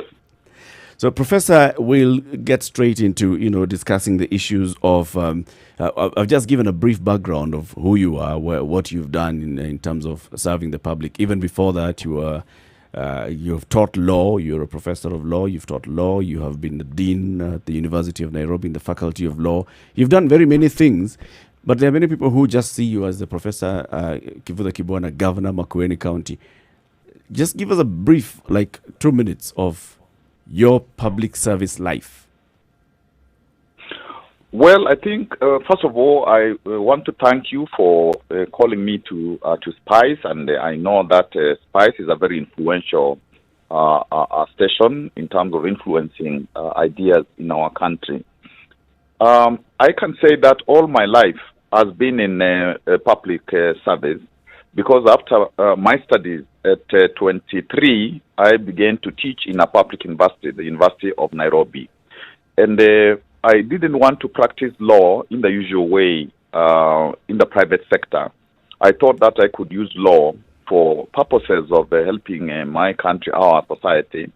And that is why a big chunk of my earlier life was about agitating for the return of multipartyism, agitating for a new constitution, because the independence constitution had been reviewed too much. And then I taught for 25 years in the University of Nairobi, and also leading in terms of during those tumultuous days when students, there was a lot of unrest, and I tried to work with young people to in the NGO sector as well to protect them, because those days when they were demonstrating, they got hurt a lot. Some of my friends got killed.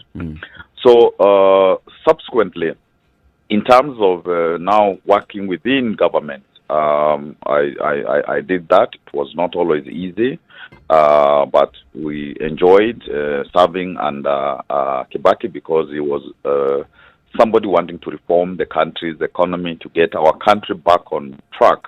And then, of course, currently working in Makueni, it's a pleasure, because you are working with people, you are in a space where you can co-create development matters with them, lay a foundation for the state. So really, I have been public life because I never quite got into the private sector in terms of practicing as a lawyer as such.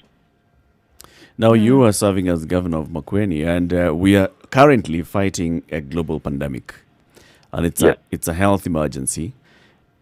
Makueni has been touted as one of those that are miles ahead of other counties in terms of rolling out healthcare and improving the healthcare infrastructure. And now, as we look at the reopening and the easing of the restrictions, and people now leaving Nairobi and leaving Mombasa and coming home to Shags, they'll be getting into Makueni. Counties are being advised that now be prepared to take up some of the load that was being handled in Nairobi and Mombasa. How prepared is Makueni? I think we have tried our best. It's not easy because we have almost 250 kilometers of the Nairobi-Mombasa highway. In Kenya, I think that's the longest stretch. And because of the truck driving and all that, we are challenged on a daily basis by the pandemic. But initially, we got our medical staff trained because this is a new thing.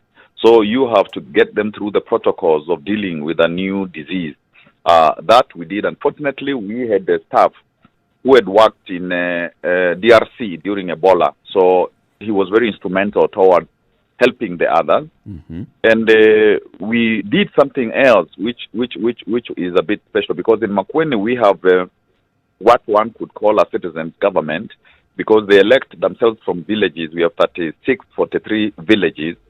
And they are there for those development leaders. And we were able to train about 50,000 people, both development committee people as well as community health workers, so that they can go into each household. They can tell them about the do's and don'ts of COVID-19. They can see who doesn't have livelihood. They can see the ones who are unwell, like diabetes, those diseases that make people more prone to COVID. So we have that movement, and each one of those people is in charge of 5 of our 250,000 households, so that they can help us. We, as Minister Mutahi Kagwe came to see yesterday, we have also a unit of treating at water headquarters, and we have a unit that we are working with KMTC in Makindu, and already we have over 300 beds now for treating people. We actually manufacture oxygen in Makueni, so we have that in supply. And finally, we are going into now the schools, because we are thinking that particularly people will be quarantined and so on, will be many. So we are going into also schools so that we have space there, since they won't open soon. And we are focusing more now on home-based care for those who are not seriously unwell, because we think the numbers will surge. And one still must say, with all the difficulties, the Minister of Health and the President are trying their very level best, because I will not deny them credit. They are trying their very best, and it's just the money to flow to the counties so that we are more ready. Right. A pleasure to hear you, Governor. And when you use words like co-create in development and citizens' government, that warms the cockles of my heart. But then my question is at the wider county level, and from a point of view of the Council of Governors and the country response, to what extent is this community level response really being taken up by other counties, and to what extent is the Council of Governors championing this as an essential part of the response to COVID? Of course, in terms of the County Government Act, in terms of the Constitution, public participation is an imperative. And that's the best way to really do development, to involve people in it, so that they are real stakeholders. Many counties are trying to create the institution of community health workers, maybe in terms of this development infrastructure of citizens. That's work in progress in a lot of the counties. But given our conversation together at COG, given now the necessity of home-based care, because of the numbers that we are likely to get, particularly after the opening as evidenced in other countries abroad, I think this is something that even in today's meeting of COG, this is something that we are saying we must go that route of involving the community itself to be at the front line of the fight against this pandemic. But you're right in terms of it is something that is happening unevenly as of now, but we are together trying to work on it. Governor Kibwana, even before COVID, what would you say was your attention? Where was the attention for you as a leader of the county in terms of what needed to be given attention when it came to development or infrastructure or anything like that? I think our focus of development is precisely even the ideas we are borrowing in terms of facing COVID. In terms of we think about our development together. When we have public participation for our budget, from our population of about 1 million, we get before COVID, when matters were completely public, we get about 100,000 people from the village to what we call a cluster, several villages together, to sub-ward, to ward, to sub-county, to the county itself. So we decide what is it that we want to do together. Of course, because it's a system that is beginning, it has its challenges like all systems that begin. So we do that. Then when we decide what is to be done in a particular area, we have, again, a citizen committee to be in charge on a daily basis. And you can't be paid, for example, if that citizen committee does not approve, as people approve, as the county administration approve. So with that kind of framework, we also now decided how do we deal particularly with our agriculture. We know that agriculture has done badly when we de-emphasized extension services, so that's something that we decided we want to revive. And we also thought value addition is essential, and that's why we focused on we have fruits. We have most mangoes in the country. So we decided that we would have a fruit processing plant, particularly for mangoes to begin with, going now into juice with the assistance of the European Union.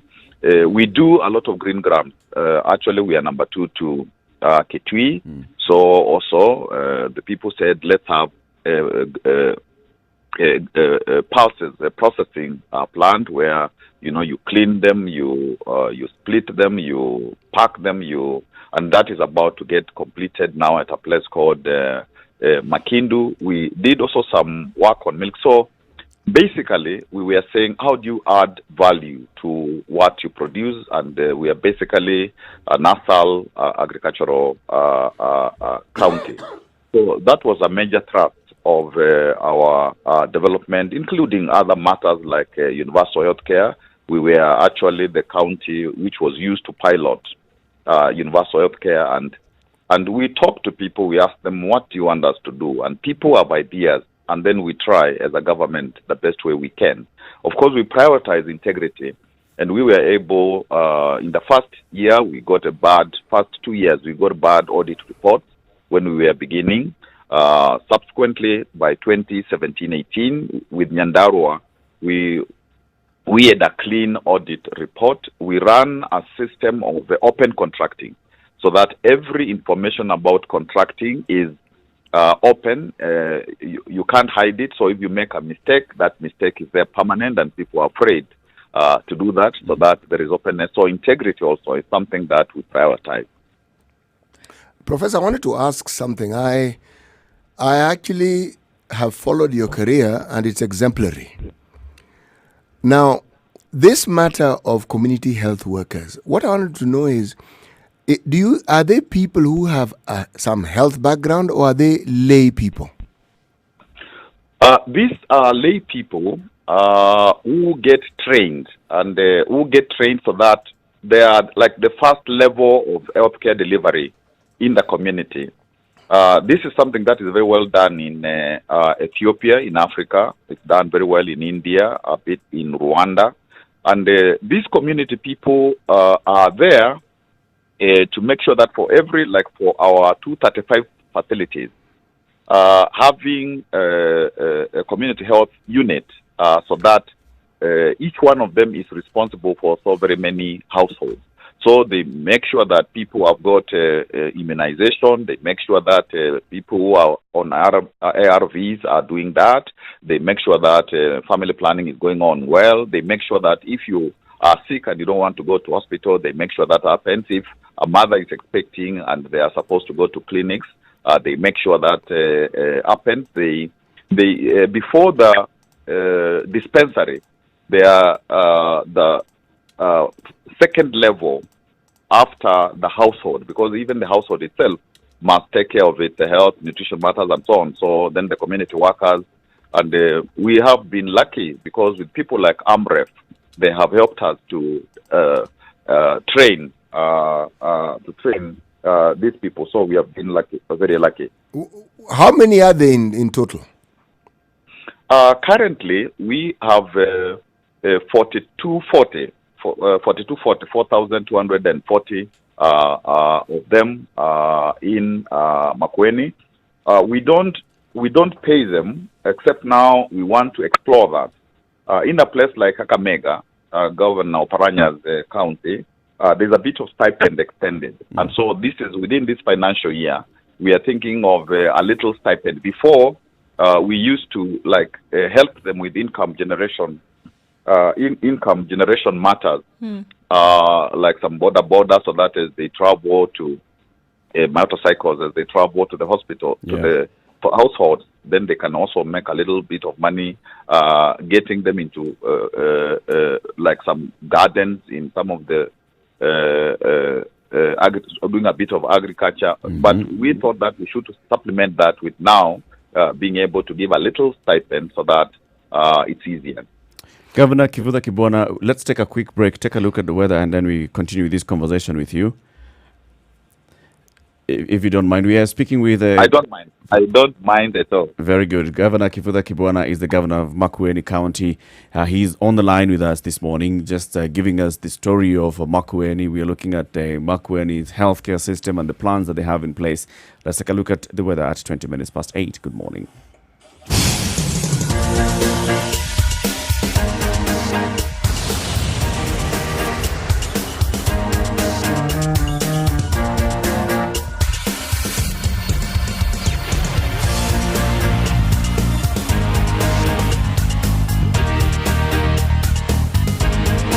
Mostly sunny conditions in Nairobi today. We'll see a high of 23. The forecast changes just a little bit, and we might see some rain later with highs of 23 and lows of 14. It's 22 degrees that we'll see as the high in Nyeri, lows of 14 and partly cloudy conditions. Mostly sunny at 14 degrees in Nakuru, highs of 23 and lows of 12.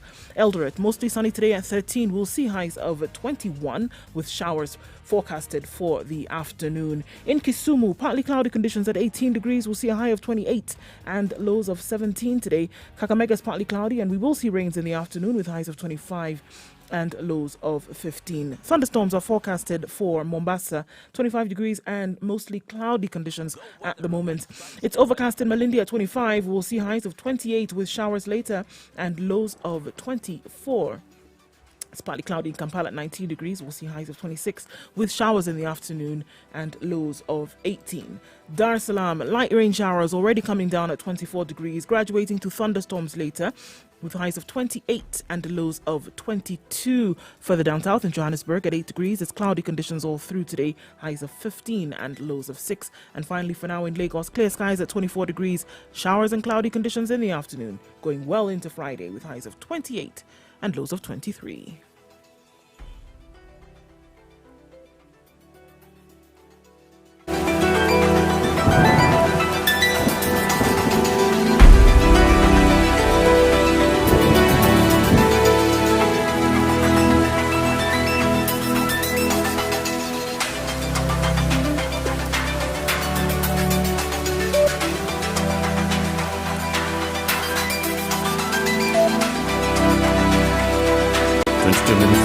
We are on the line with Governor Kibwana, who is the governor of Makueni County. In the Situation Room is Eric Latif, CT Muga Nduoko, and Wanjiru Gekonyo. And Governor, we know there is the health side to the pandemic, but there's also the livelihood side. And my question would be, how are livelihoods affected in Makueni? But also, in view of your declaration that you'll be running for presidency, which many people welcome, what would you do with regard to securing livelihoods? The many Kenyans who have been affected by the pandemic and are hungry. What would you practically do to ensure that those needs are met as we deal with the ravages of the pandemic? I think, first of all, when it comes to the economic side, we are focusing a lot in terms of doing blueprints for post-COVID. And yet one has to deal with the situation right now during COVID itself. And I think with this kind of partial opening that has happened, people have to be creative. And I think, for example, in Nakuru, Governor Lee Njui was creative in terms of, if it is market where most of the people trade, you make sure that there is social distance. You can do it in a way so that that stream of livelihood is not cut. And that is something we went to Nakuru. We saw what was happening, and we said in Makueni. Now, even before now, the partial opening, we want to do that. Of course, there's the easy route of trying to help vulnerable groups. And we have been trying to do that. If it's old people, if it's persons with disability, we have been trying to do that in Makueni. And of course, we are very, very lucky because the previous rain and this rain, we got some good food. So at least people had food.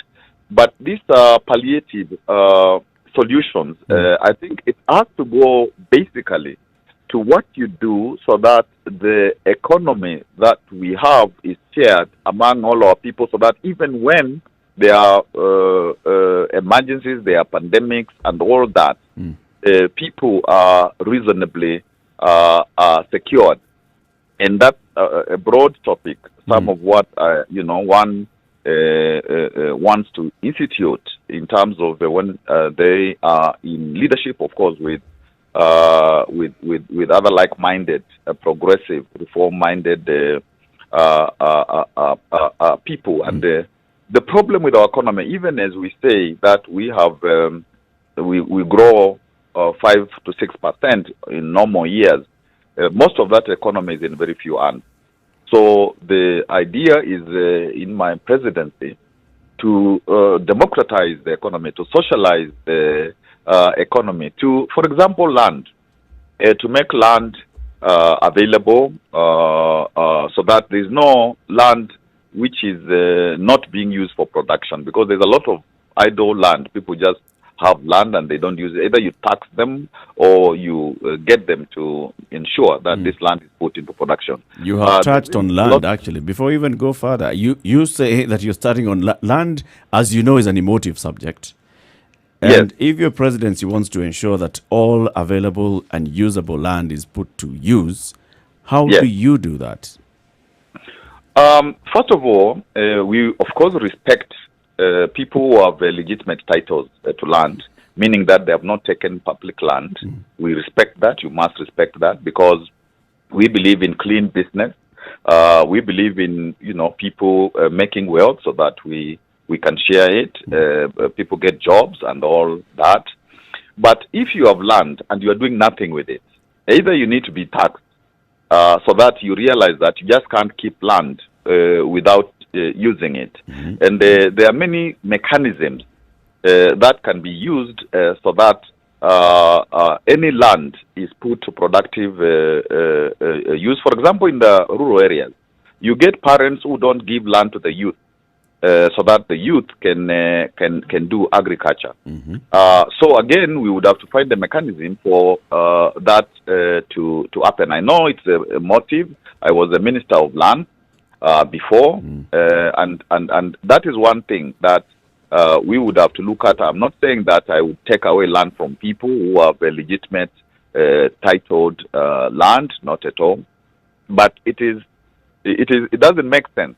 You have a resource as important as land where we can do a revolution in agriculture, and people just sit on it. They just wait for it to be, more, to have, to appreciate in value. And then they sell it. I think that's something that, because we will be co-creating a state, we will be reinventing this state together, and I will be getting these ideas from people. We say, this is the problem. How do we deal with it? And one of the things that you asked me earlier in terms of the specificity of Makueni, like we said to ourselves, we must include youth in our economy. These are times and going forward. And so for every project that we have what we call apprentices. We have youth working with the technical people, with the community people in that project. They are learning, they are earning something. We have interns who also are learning and earning something. So you have to really be creative in hard times to incorporate as many people as possible into the remnant economy, so to speak. But ideally, the issue is, how do you now grow an economy where there is a lot of domestic production? Because we emphasize a lot of export and all that.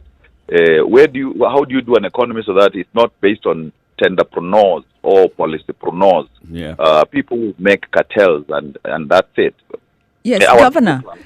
The question I was asking is, if you were president now, and we know people are out of jobs, we know there are people who are hungry, we know there are people who are not earning, what would you do to ensure that you cushion, that you protect livelihoods?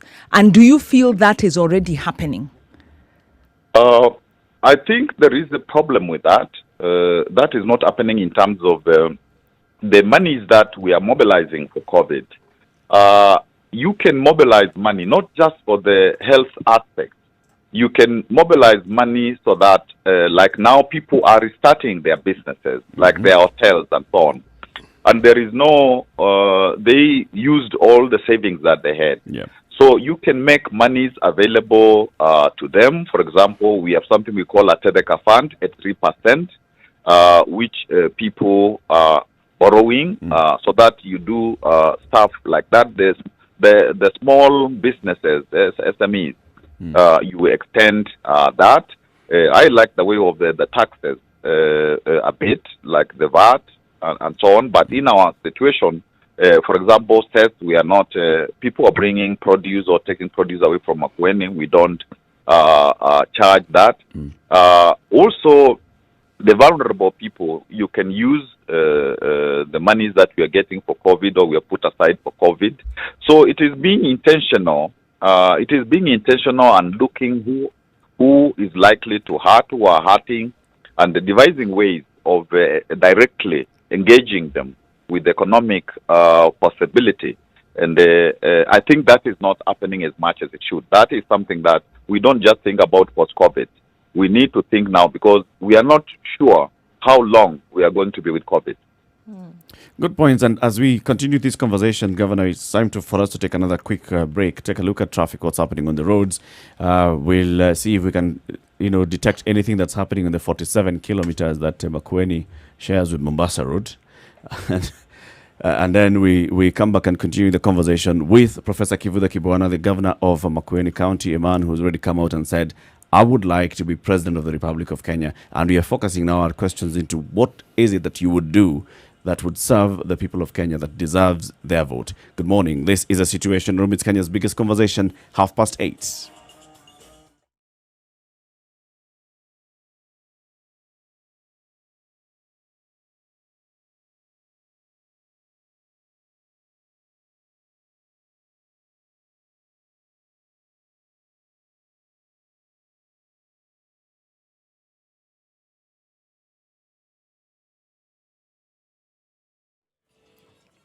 All right. Mombasa Road is what looks like some serious traffic now that has built up in the last half hour. Getting off of Mombasa Road and then towards the CBD, you'll need some patience this morning. Other parts of the city not looking too terrible. We said we're looking to Kisumu and Mombasa this morning, and it looks like as the world wakes up, traffic is not an issue. Getting into the town center in Mombasa and out. Same thing for Kisumu, out to then towards the airport, leaving town and getting into Kisumu city. Not much problems there. We'll take a look back into Nairobi in about half hour and see how that may have changed. Coming off of Thika Road right now into the CBD is okay. It's not too bad for traffic this morning. Don't forget, Spice FM KE. That's how you can reach us and let us know what it is that you see in case we can offer some help of what might be a better solution.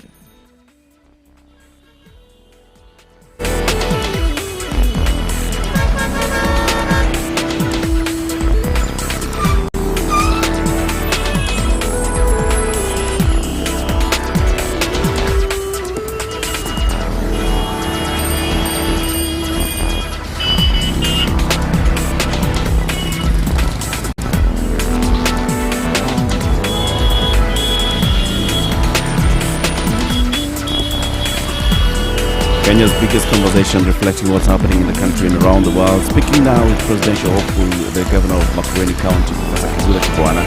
In the room is CT leader Nduoko L30 for Governor Kibwana, as you look at the successes that you've had in the county of Makueni and how you've been able to roll out things, do you think that this is enough to extrapolate to a national level? And the same successes then would be realized if you were to be president. Do you think what you've done in Makueni is enough to take to the national level? I think some of what I've done in Makueni in terms of showing that what happens in one county can also happen in all counties and therefore in the country. But I'm drawing from other experience, having been part of constitution making and having known what the constitution wants to happen in our country in terms of, first of all, simply following what the constitution says, following what the law says, because that alone would help a lot. Just making sure, for example, all those rights are followed. Like we saw Sabasaba, how young people who are simply saying they want better, being confronted by the police. So that, we say, is it not possible to have a human rights state where rights are respected, the constitution is respected, law is respected, the institutions which check each other, they should be independent and all that. So there is that. Then there is my understanding of revolution, because if we made sure that there isn't the corruption that there is, and we say that we now will not we will not permit corruption, and therefore we have more money. Like 1 year EACC said in 2018, about 800 billion shillings were lost. And that's like twice how much money we get as counties. So if, again, you make more money available, and I believe in integrity, we are working as much as we can to uphold that. So I was a minister in a government. I was, I worked under Kibaki, a great Kenyan whose father was a tobacco guy, a tobacco seller. And seller. So yes, I worked there. So there is that experience. I used to at the international level be president of the Climate Change Convention.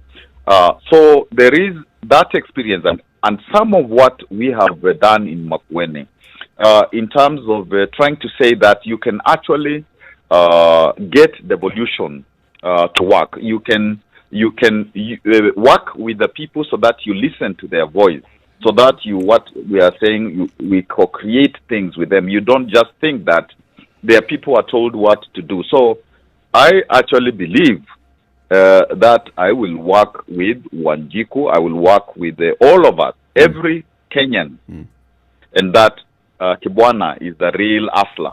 Kibwana is the real people's president. Hustler notwithstanding, Professor, what would you say are the reasons behind your success or successes? First of all, it's believing in people, believing in the dignity of people, believing that Kibwana, any Kenyan is equal to the other Kenyan, believing that there isn't a small community and a big community, believing that all sectors, whether, person is a person with disability, whether somebody is of what gender, of what region, of what class, believing that it is possible for all of us to really do the Harambee that we talked about at the beginning of our independence. So that just believe and faith in people, so that I feel comfortable when I'm with whoever. Then believing that one of the biggest resources in our country, in our continent, is the youth.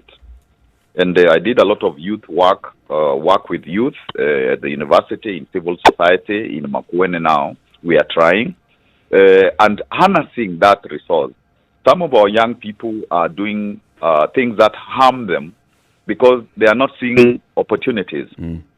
So also working with that big segment, almost 60% also of our population. So I really think that Kibwana, who really wants a difference of the 57 years or so, a market difference. Of course, appreciating that from the beginning, Kenya has not collapsed. Some African countries collapsed totally under military rule and so on and so forth. And therefore, saying, yes, we have had this history, we could have done better. We wish we didn't discontinue devolution in 64. And then saying, let us not concentrate too much in the past and cry too much about the past. Let's go forward and let's succeed. But also, let's pepper it with some reality, Professor. You've served in government, you've served in the cabinet at the highest level of government, you've served in Harambee House as the president's advisor for years. So you therefore know that there's this machinery called government and there's something called the system. That for you to be able to achieve all these things that you're talking about, a human rights state, to talk about a co-creation where public participation is very important, you have to tear down some seriously, deeply entrenched structures. How would you go about that? Changing us from the current to this new that you want to bring? When we were trying to do the constitution, and I was in charge of, I was a spokesperson for the National Convention Assembly and the National Convention Executive Council, NCC. It was a question of negotiation. It was a question of consensus building. Some people would say, don't touch this. And we would say, there's reason to do that. There is reason for change. The people that we say are below, the people we call grassroots, and so on, they're getting tired. They want a piece of the Kenya, a piece of the cake. So in 2002, when Kibaki took over, we saw the people even wanting to arrest police who are doing bad manners. And so it means that with that power of Wanjiku, with this thinking that we need to go to another level, we will negotiate. And I know it's not easy work. I know it is not easy work at all, but many people are reasonable. Many people will see that there is the reason to change track. And these are things I'm thinking about. These are things I'm reading about. These are things I'm reflecting about. And of course, it's not just me, Kibwana, because Kibwana is just one fellow. And it will be, we are saying we are doing a movement. Even in terms of our campaign, it will be a campaign done by our people, by volunteers from all over the country to have all these ideas. And I think when we put these ideas on the table and we negotiate with whatever group, because if you demonstrate that there is possible prosperity for all, and if you have had advantage, we are not saying that we will deny you that past advantage, but of course, if some things were done very badly, we'll say no. Some of these have to be corrected, and going forward, we commit to political hygiene, we commit to good manners, good political manners. Governor. So I know it's hard, but it will be done. It can be done. Yeah, Governor, great. So you want to deal with the deep state. That's your first barrier. The deep state will work against you. The other barrier is Kenyans are hardwired to engage with the deep state. we believe in political demagogues. And so when you talk about the dignity of the people and, looking really at that aspirational person that we should be, the reality is on the ground, we are far from that. Kenyan voters are not ready to get into movements. They expect politicians to do for them. So you have a problem of dealing with the deep state, but also the Kenyan voter. How palatable is, do you think you can re-engineer what you did in Makueni on a national scale with the mindset of voters as it is at present? Unfortunately, we don't have an option. And I think even the young people who are in this social justice movement, the young people who in rural areas have no opportunities and so on, it's a reality, because either you have a peaceful change or you go the way of Arab Spring and the way of what has happened elsewhere. And in Makueni, we found that people did not trust politicians. There's very low trust. But because of engaging them, because of saying that we really want to do things that they believe will change their lives, it's a gradual process with a lot of civic education. And that is why I'm saying that this campaign of 2 years is also going to be a civic education campaign, so that we ask, what have these demagogues, what have they done for you? They excite you, election season. And after that, they don't really do much thereafter. So we are going to do that. And I know it's not easy, but it has to be done. And I have said that that's part of what we want to do together. Yeah. And there are many forces in the country who are thinking of change. So it is going to be all those groups coming to the fore, and all those forces together now with the people. Because I know there's that ethnic thing where people are told, we represent this ethnicity and so on. But they're also getting tired, and they're seeing that route is not bearing much fruit. But we are going to have a shallow state. We are going to have a state where really it's a human right. One can say you're idealistic, Kibwana, but unfortunately in Africa, like in Ghana, they are doing that. In Africa, in Ghana, they are doing that. Young Sankara was doing that. So it's doable. Possible. And it is possible, and it's actually the only option. As we get to let you go, Mr. Governor, we understand that you have another meeting. The conversation that's happening now politically is around the BBI and some of the changes that the BBI is proposing. When this rally took place in Kitui, you were there and you were speaking very much in support of what has been proposed in the BBI. Do you see that as adding to what you say as a shallow state going into the future in your presidency? The kind of structural adjustments that are being proposed in the way we govern ourselves?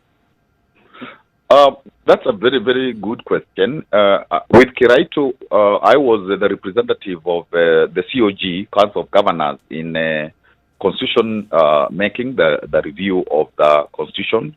And of course, things that we were interested in was how devolution would be deepened.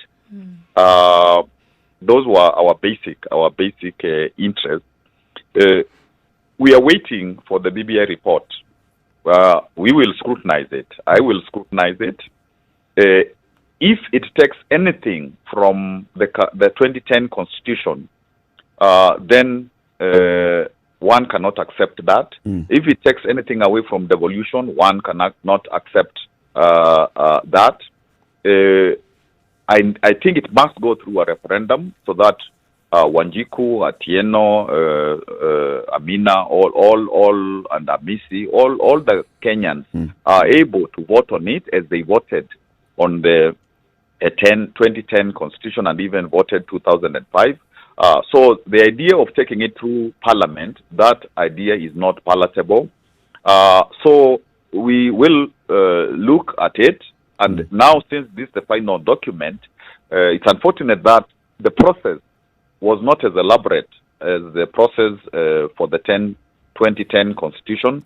But we will look at it now finally, and we will make I will be able personally to pronounce on it. We will make a decision together. But if the idea is simply to have positions which only that, and they are expensive and all that, and it's not done through a referendum, and it dilutes the pollution, then one cannot accept that. Finally, Bwana Kibwana, you're interested in being the president. So I'm going to just ask you this question directly.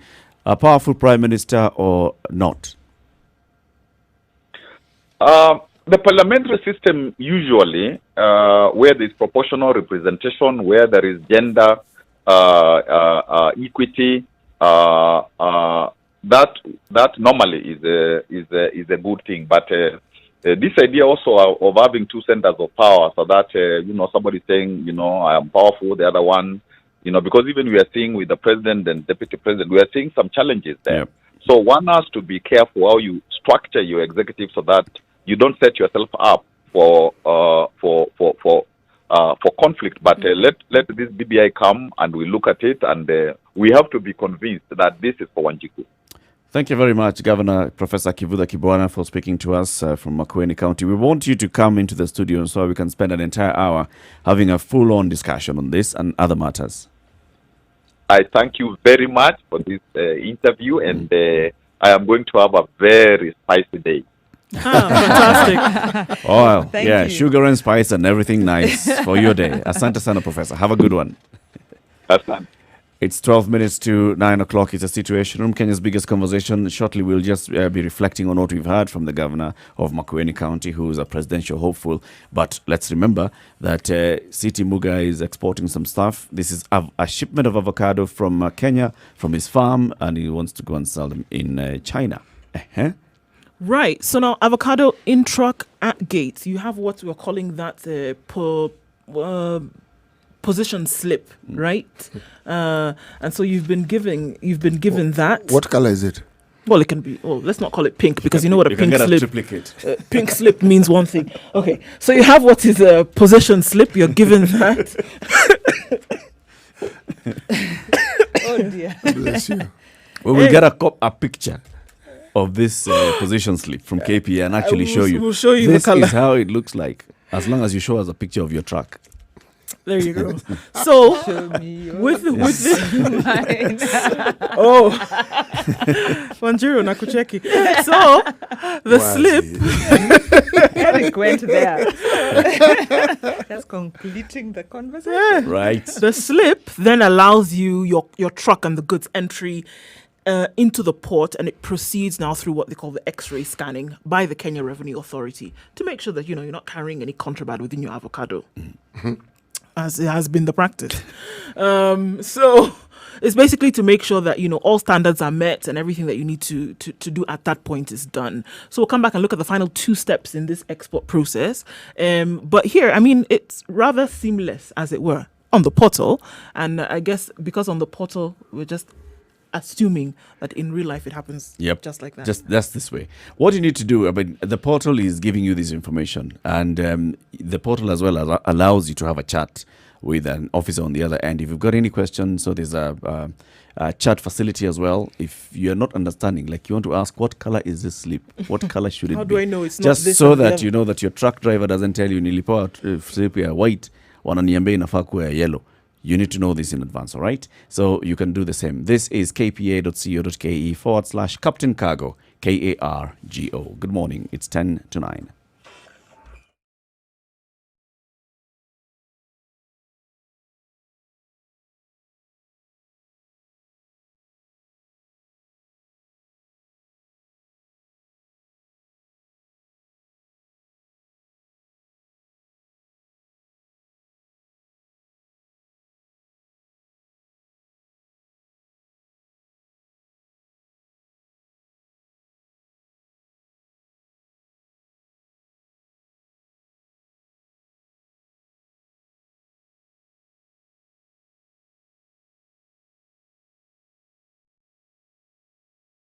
Quite a number of things to reflect from our interview with the Governor Kivutha Kibwana, the Governor of Makueni County. Let's start with the county's preparedness to deal with COVID-19, and then we look into the presidential ambitions that he has. He talked about, they already have a bed capacity that's in excess of 300, working with institutions, KMTC, working with non-governmental organizations that have come to support them in this preparedness. And it goes to what we were talking about. Some counties that had already started doing things on the ground are a bit ahead in terms of setting in place modalities to deal with an influx of numbers of COVID-19. This is one of them, as it sounds. It's a walk in the park for him. I mean, I think Makueni, he got it right at the point he set up the village governance structure, the community health structure, invested in health. So I think Makueni, he's right on the ball. And what he shows us is what we were saying earlier this morning. It's about leadership. When you have the right political leader who makes the right decisions, invests in the right place, then things work. So Makueni is good.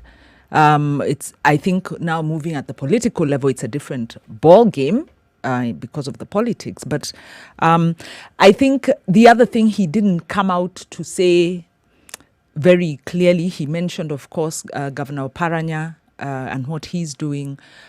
He also mentioned, I think, was it like Nakuru? But he didn't. He didn't really talk about the counties. Because the Constitution says that counties are distinct. So much as counties are in the Council of Governors, the Council of Governors can sing itself blue in the face, but the governor is the final say.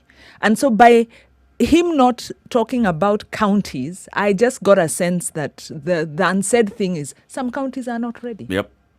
That's the bottom line. But even more significant, with all the sterling record that he has, there's this little detail of getting elected. To be president.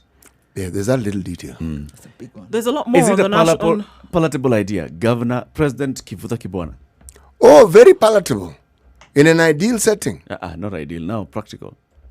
2022 is not far. It is tricky.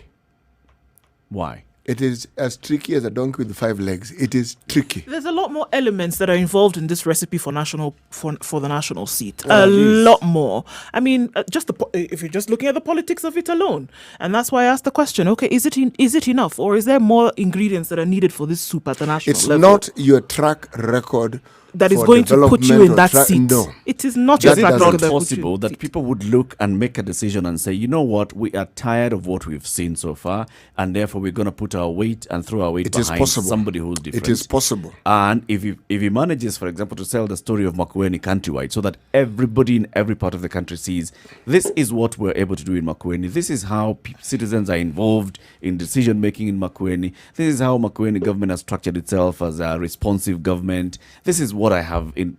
Is it not possible to rally people around and say, okay, for sure, even other political leaders who are influential in those other communities to come together and see? In theory, it is. It is possible. In theory, it is extremely possible. In 1.5 years, it's not possible. But in reality, there is a little problem. All these problems are little. There's a little problem of crisscrossing and ensuring that you debunk our voting along tribal lines. Just for starters, we vote along tribal lines. How do you overcome this one? That's number one. Yes. Please, you want to say something? No, maybe finish. Okay. Yeah. What he's counting on is he talked about this wave and he talked about revolution. And he said people are unhappy. So it might be the time when Kenyans are ready for change and Kenyans are ready for a candidate who is not within the deep state. To answer your question in terms of, he's from Eastern. How is he going to sell himself? His success will depend on the team he pulls with him. And if we had time, we would have gotten into that. Because his success depends on not just him, who else is campaigning alongside him. Because he has to sell Coast. He has to sell, Central he might do a little bit. And Eastern and Central, he might be more palatable, but there's maybe ethnic. So who are the team? Central? Yeah. There's also Central is quite Mount Kenya is also quite big. So the point is his team. He can't sell by himself. All these areas you speak of already have people who speak for them and whom they listen to. So he has to speak to those people who speak to the people. There's that little detail. So that those people can actually put him up as the if they prop him up, or the change. If they prop him up, you see, are those people willing? They are only willing if they themselves don't want the seat. Or if there's something in return for them, a bigger no, promise. if they don't want if they're not interested in being in that position, then it would be clear that they would be able to prop him up. But it would be very difficult for them to offer him any kind of support if they also are eyeing that position. They can support him. Look, we've seen that politicians rarely support coalition and all. It's people who want the seat, or they're saying that they want the seat, but then they reach to a point and they agree, let's support this one. And let's all come and rally behind this one. As I said, theoretically, it's possible. It is possible. Look, let me tell you the truth. As it is now with what he's spoken about and what he's ready to do, what he has already done at the county level, to put him at the national level, to vote him in is actually the stuff that revolutions are made of. That is clear with what he has to offer, and to say that a gentleman of his stature, of his experience, and even of his courage, he's not the gregarious politician that you would be, that you're used to. And you heard what he says. It's in dialogue. It's in convincing. It's in persuasion. That's how I hope to get these things done. To convince and persuade people that actually the model that I have used in one area is possible to extrapolate to the rest of the country. But again, to have that decision made is what you would look back and say, wow, that was revolutionary. And that is what has happened in many other places. And I think he talked about that as well, where he said that, you know what, I think that Kenyans are tired, and I think that they are ready for a revolution. Kenyans can go the Malawi way. Please remember that our voting patterns are fragmented. That is why I said that in an ideal situation, if it was that he would be put into power, if he would be put into the position of a president, it would mean going against that kind of voting, which is why it would be revolutionary. And one thing I like about him is he's soft-spoken, he's strong, and evidently he's a very sharp political maneuverer, because he managed to survive a county assembly that wanted him out. So I think he's also the kind of person who can unify, because he's intelligent, but he's not that he's abrasive at politician. the same time. I think he's a very sly. Well, he's a very shrewd operator in a positive way, because you need to be. Coming up to 9 o'clock, CT Muga, today's proverb. The words of the elders do not lock all the doors. They leave the right door open. Kenyans, please identify the right door. It's 9 o'clock. Good morning.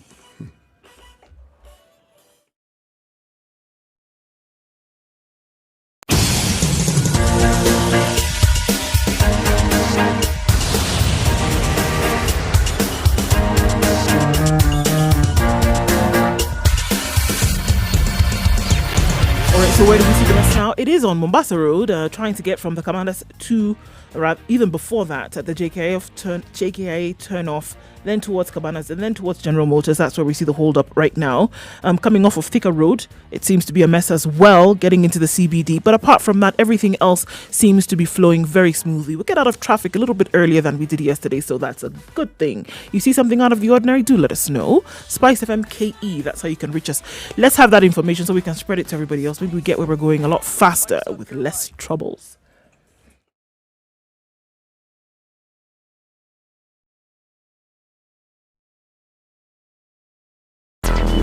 Traffic.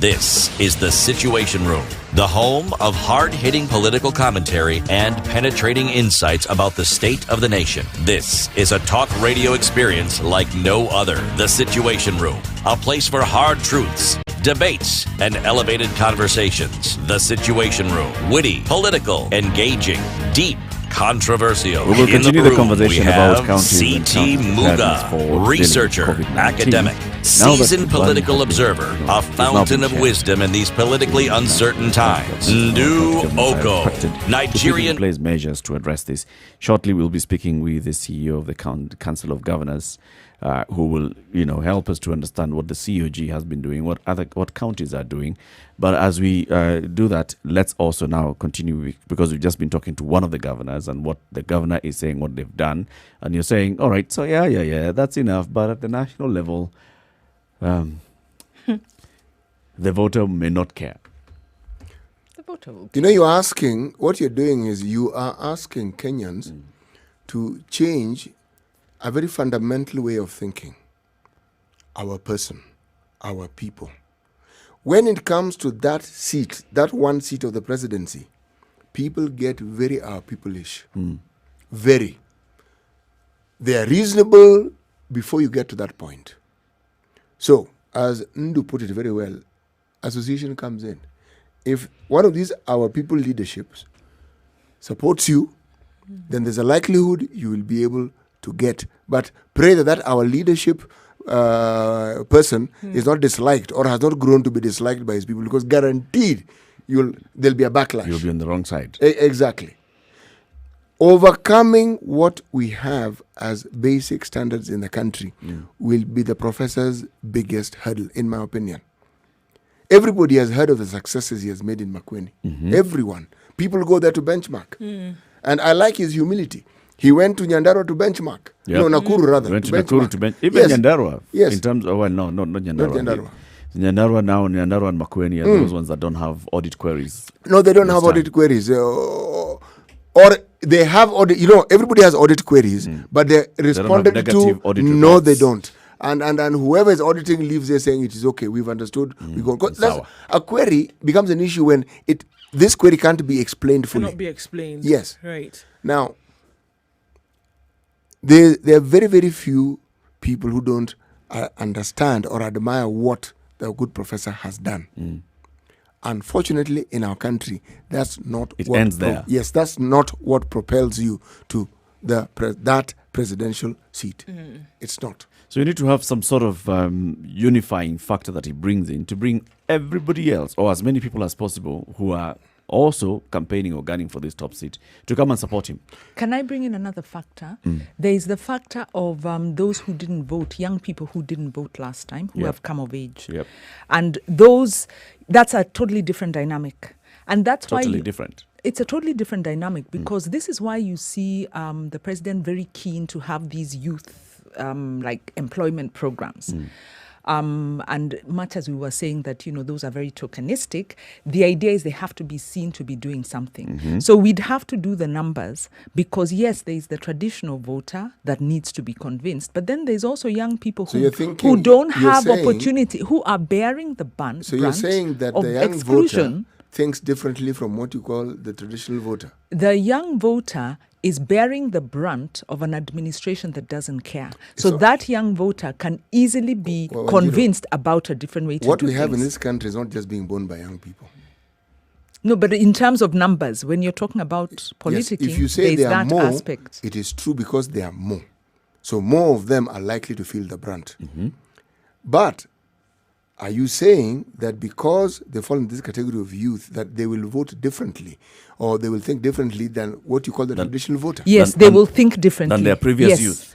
They will think differently. In every election cycle, there's a new group of youth that's coming in. And over the last, let's say, 2 decades, the majority is new youth getting into the voting block. So when you look at 18 million people who vote in this country, the majority now increasingly is becoming the youth. And for a long time, it's been youth. The thinking is the same.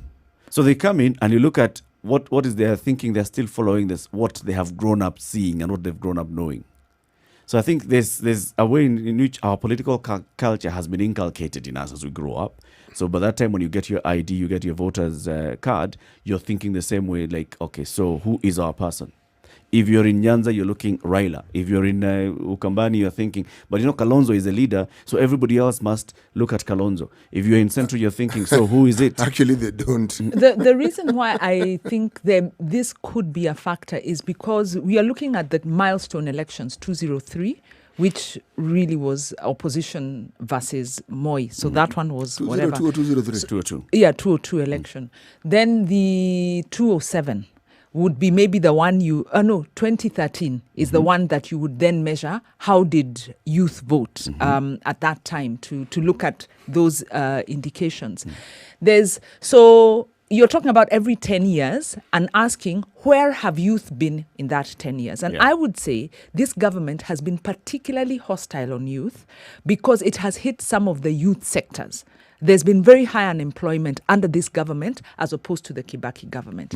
The other thing is technology has spread, more people are on phone and able to get memes and follow things and all of that. You've had also human rights violations, have always been there against the youth. But like we were saying yesterday, in Kibaki's time, it was mainly the Mungiki. No. Now you're having across the board violations of, if you let me finish. No, I'm just adding, I'm saying not true. Police, it was Mungiki, it was the youth who were crossing over into Somalia, so the entire coastal belt, there was a whole issue of There was a whole region of Nyanza. There was a whole region of Nyanza. Yes. I put it to you that under Kibaki's time, there were more economic opportunities because the economy was growing and it was growing in a more inclusive way. So that there's a whole band of young people who came out of school and went into informal sector but went into jobs. That hasn't happened here. There've been more young people who've been kicked out. So I do think there is a level of disaffection. I think the media patterns and the political awareness patterns are changing. So let's look at the thinking of the youth in 2013, right? After 10 years of Mwai Kibaki, what you're saying was with glowing tributes to what happened to the youth. So the youth were feeling energetic and energized. What was their thinking? How did they vote?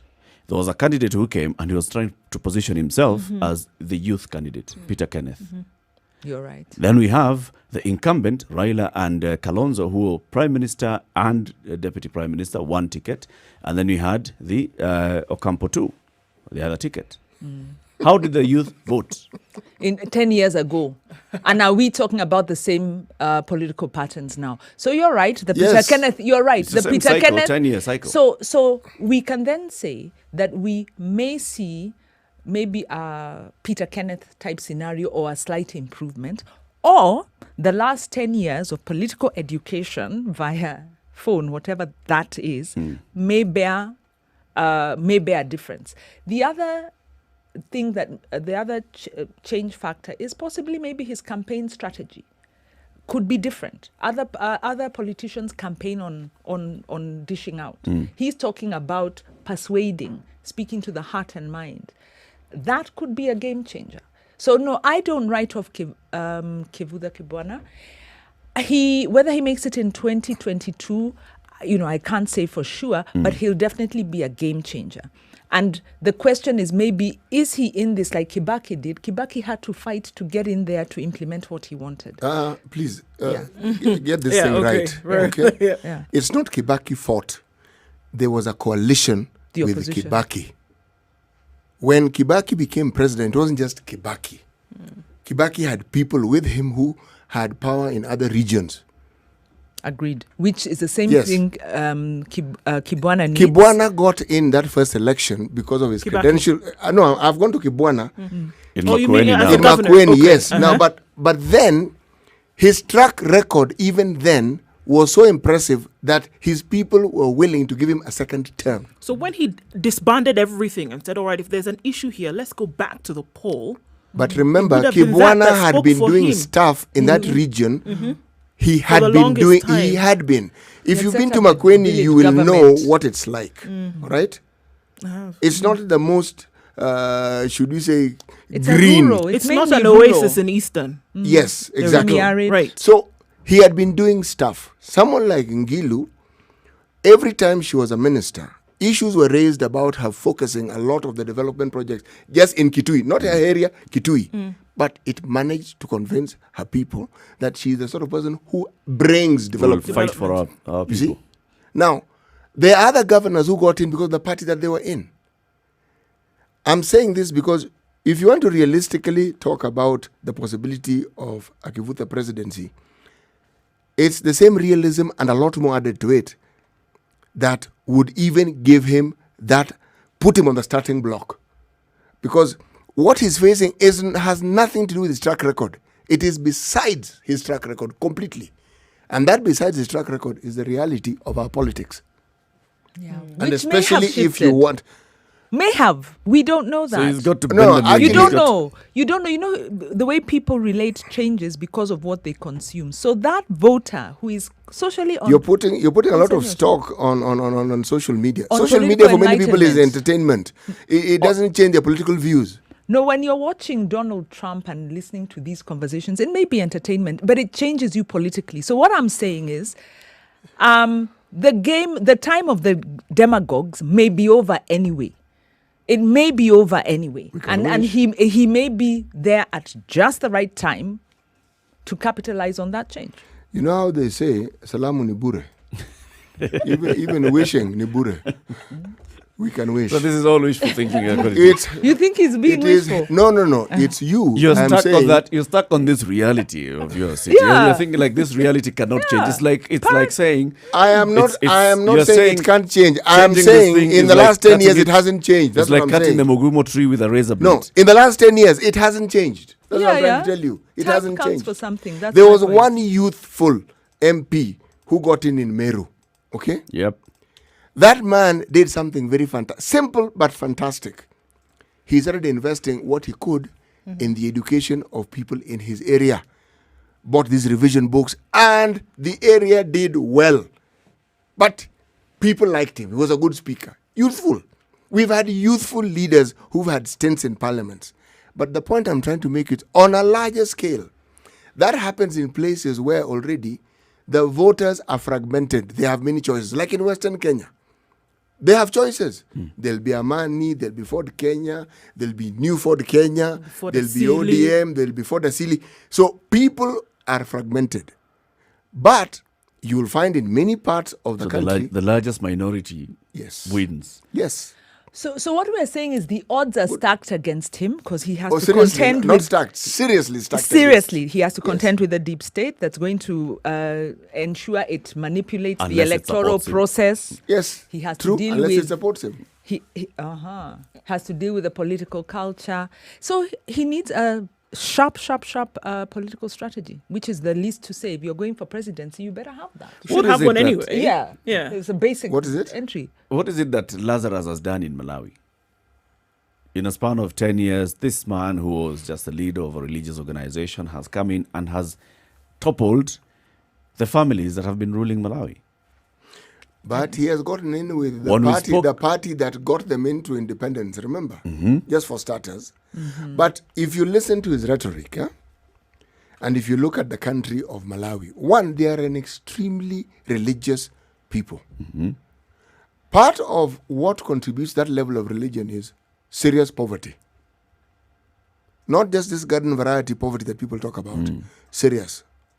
Now, when you've had this leader and the other, and it is clear all they're doing is amassing wealth and amassing wealth and amassing wealth, they don't have a devolved system like ours. People genuinely get fed up. Now, this guy has the power, a preacher, an evangelist. He actually, even before he goes into politics, he already has a certain power Yep. to be able to talk convincingly. You turn that into politics, and you turn your preaching into preaching the good kingdom that the politics can bring to you. People will listen. And And and then it's the right very political interesting because party. another thing that he did is, just like you're saying, at the time where there was, I mean, if you want to talk about grand corruption, talk about what was going on in Malawi. They steal what you can see. Then the one that's in your mouth, they even open your mouth. And they The one take that you're about to swallow and still remove it from your mouth. So at that point, that was what was going on. And so Lazarus basically went in. Exactly. The religious aspect helped. We cannot run away from that. But at the same time, he let the people see firsthand what a Malawi would look like when the money was not being stolen from So you. he just converted When develop- prosperity gospel from going to heaven Yes, to here. yes, in yes, Malawi. directly, so that people could have a He tangible visioned. experience of what this thing actually meant. So you convince their mind and you convince their heart. Unstoppable. All right. Professor Kivutha Kivutha needs to Kibwana get has the 3 communication master's degrees. strategist. All right. Kivutha Kibwana has 3 master's degrees. 2 of those masters are in law, one from London, one from Harvard, and the 3rd master's degree is in theology. So there it is. He's a very I've wow. just said what I was saying. All right, 16 minutes after 9. Wow. That man is impressive. It doesn't Let's matter look how at you the look at weather. it. Let's look at the weather and then continue this conversation. We'll also open up the phone lines for you to participate in this discussion. 0719 012 600. President Kivutha Kibwana, possible? Not possible. Good morning.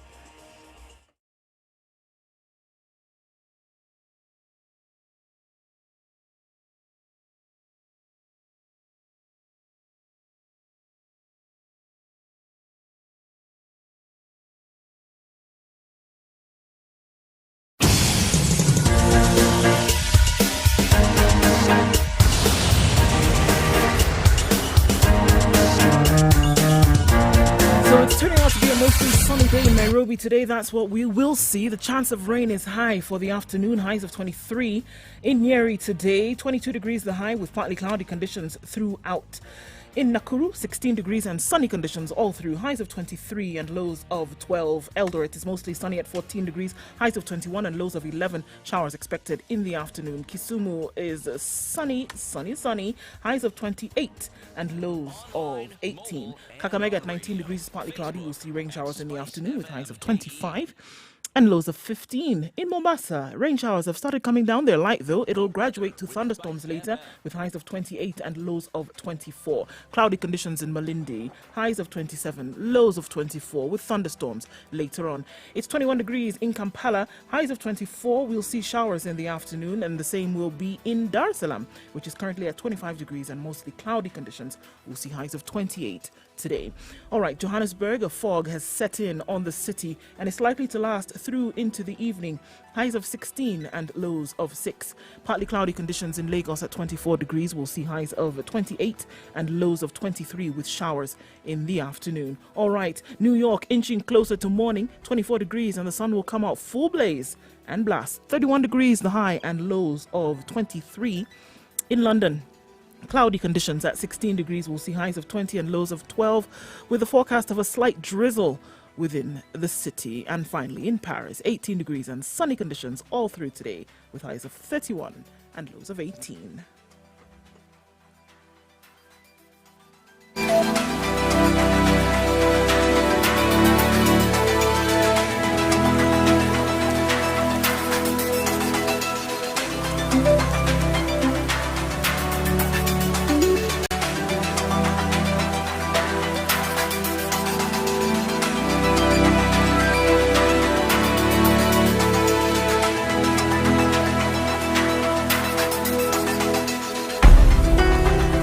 So, you see, so if we're talking about, understanding the people and the psyche, how to communicate with them, the religious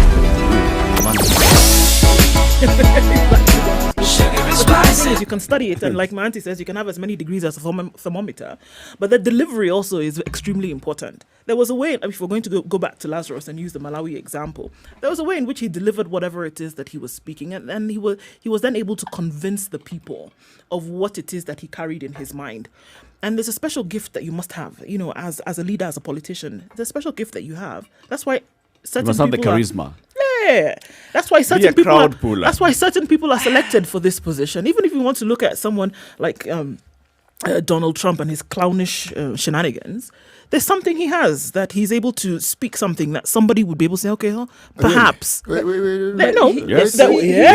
There was something that he appealed to some. He's selling populism. Millions of votes. He's selling On that. populism. Yeah, On whatever that. he's selling, he was Whatever able to he's actually selling, he was convince able people. to convince people. Right. Well, Dislodge many people in the Republican Or at the hierarchy. very least, hierarchy or at the very and got least, the to ticket. resonate with somebody's creed. Yep. so did And that's what he our did. very own Sonko, who's very, very similar. 800,000 You know, votes in Nairobi. Right. How? So now the point Yeah. with Kivutha is he's exemplary in terms of track record and just, his own credentials.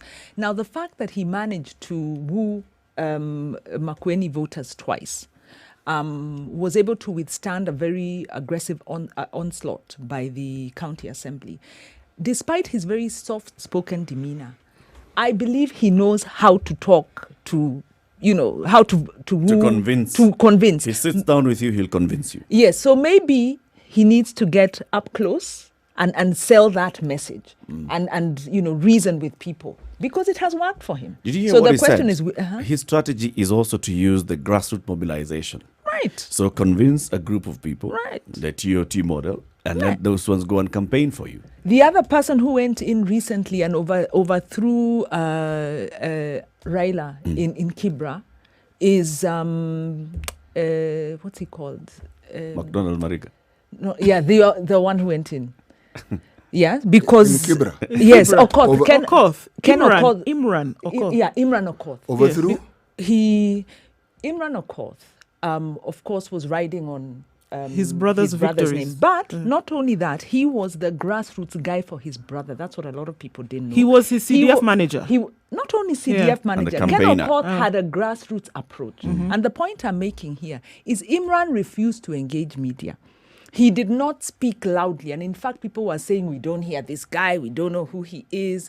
And he was able to get through, even though Baba had put his support on the other candidate. Which So- other candidate? Oh, no, okay, I stand corrected. Even though Jubilee had put in Mariga and had put all their money for Mariga. So he was able to get through because of the community mobilizing support. You know, And Baba. one of the Baba. things, one of the things. It wasn't just Baba, by the way. But you sister. would be very surprised that the support that came through was not just, it was definitely indirect support but of Raila Odinga. Hold on. No. There's actually, let me go back because I remember having this conversation. But you And were at not that in a point, book. where was Baba? No, where was Baba's vote in terms of Baba? In Imran Kibra. was not In Kibra. No, During the Imran was by-election not or the Baba. during the first time? For Imran Ken was not Okoth. the Baba candidate. Hello. Who was then? Hold on. Let's let. Oh, there was all this talk Let about me all check. these other, among the other No, let me candidates check, for let me nomination. Let me check. Among the candidates for nomination, Tuendelee. that Imran had not come out as among the strongest. No, but let's. But did he not emerge as the strongest? Okay, Tuendelee. We have You other know, things to discuss. there's Well, some- our guest who's wanted to speak to on the phone has now joined us on the phone. She's Jacqueline Makueni. She's the CEO of the Council of Governors. Good morning, Jacqueline. Morning. Thank you very much for joining us and welcome to the Situation Room. Okay, thank you. Um, Thank you for having me. In the previous hour, we were speaking to Governor Kivutha Kibwana from Makueni, and before we went into his presidential ambitions, we started by looking at what the Makueni is doing to address COVID-19 and the preparations that have been put in place by the county government on COVID-19. Now, we want to discuss with you the same from where you sit at the Council of Governors. Now, the burden shifts, and we are looking now at all the 47 counties. Each of them has to be ready for to deal with COVID-19. From where you sit, how are they looking? Not bad. Not the bad. counties are actually ready. Could you The please counties, expound on what is on the not bad? You know, when someone says not bad, it's instructive to know that they didn't say good. Yeah, they are okay. Actually, they are ready to deal with the emergency, the pandemic. Of course, we all know that every other country, even the developed countries, get overwhelmed by this pandemic because sometimes it's like it begins to sprout, all seeds begin to sprout at the same time. So, if that happens, the truth of the matter is that they will experience challenges like any other country. But as we speak, they have already established their county emergency response committees, which coordinate the emergencies up to the household, up to the household level, because now we've moved into home-based care, and many counties have prepared. Their county health volunteers are working from house to house just to educate the masses, but also tell them what needs to be done. The guidelines that have been provided by Ministry of Health and the protocols by the Ministry have been adopted, and they are being implemented across all the counties. If you talk about quarantine, all of them have, 47 counties have about 18,838 bed capacity in terms of quarantine facilities. There are about 933 people in quarantine as we speak in 38 counties. About 382 of them have already been have tested negative, and we're expecting that they should be released so that those beds will be available for other people. So we're just waiting for the final test, and then they can go home. So in the last 1.5 weeks, for example, there's been a general decrease of people in the quarantine facilities. And we think that, and we'll be hearing that in the next press statement next week, to see what is the number of people who are in self-quarantine at home. Because we're encouraging people to do self-quarantine in all the 47 counties. And then in the event that people need to be isolated, we have about 11,760 isolation beds in all the counties. So we can be able to deliver jointly for all the counties, together with some at national level. We can be able to deliver about 30,500 isolation beds. So that tells you that in the event that the disease go to that level, we are ready. In the event that it exceeds 30,000, then of course we are going to face a problem. And not because we are not prepared, but because it will be overwhelming. But may I ask, do the counties also have corresponding personnel to meet the need? Yes, we have trained about, in terms of personnel, we've trained about, can I even remember the numbers offhand? Yeah, so far we have about 8,680 human resource staff that have been recruited, and they have already reported their workstations. In addition to the personnel that we already have in the counties, we had 26,000 nurses then. So we've added an extra 8,000, and all these are nurses because we've not really added doctors. We've added nurses and clinical officers. We had about 4,000 clinical officers before. So in addition, so now we are ranging in the region of about 8,000. The Ministry of Health, the national government, has actually supported counties to add this extra staff. And they're going to do another phase 2 of recruitment. They are on contracts for about 3 years. So yes, we have enough personnel. We've also about 11,000 thereabout community health workers. So yes, we have community health volunteers, we have nurses, we have doctors, all of them ready. But of course, we're not going to deploy all of them for COVID. There are other diseases that we are also handling. You see, because some of our indicators have started to go down. So we need to enhance immunization for the children below 5 years. There are NCDs, the non-communicable diseases, we are handling that. They have to go to their clinics. HIV/AIDS is a challenge. It had gone down. People are fearing to go to the hospital. So we are using the CHVs to go to the communities to look out for those who have gone underground. Because if they do that, you see the disease can mutate, especially for people who are TB patients. So we are ensuring that both services are going on. So we have facilities that we reserved for COVID, and we have the others going along. So yes, we have, but for sure the health workers are not enough because they work in shifts. It's a very heavy responsibility to take care of COVID patients. So they work in shifts. So they are not enough. We have increased the numbers, but they are not enough. They are for sure going to get overwhelmed if the disease goes beyond the numbers that have been given to us by the command center. Would you say that all the counties have sufficient protective gear to ensure that they deliver the services that are required of them? On the PPEs, let me just say that the PPEs is a big challenge because the counties were purchasing the PPEs, and of course, at first, the PPEs had to come from outside. We know what happened when all the borders were closed. The PPEs were not able to come in. So then we got to buy PPEs locally. Some of the quality was very poor. This was the issue of quality is KEMSA responsibility, not counties. So we're getting some PPEs that were of very low quality. You heard about the numbers of the community health workers. The health workers who've been infected, and they were attributing this to poor PPEs quality. Now the Ministry of Health told us last week that we shouldn't purchase any PPEs. They have enough PPEs to supply to the counties.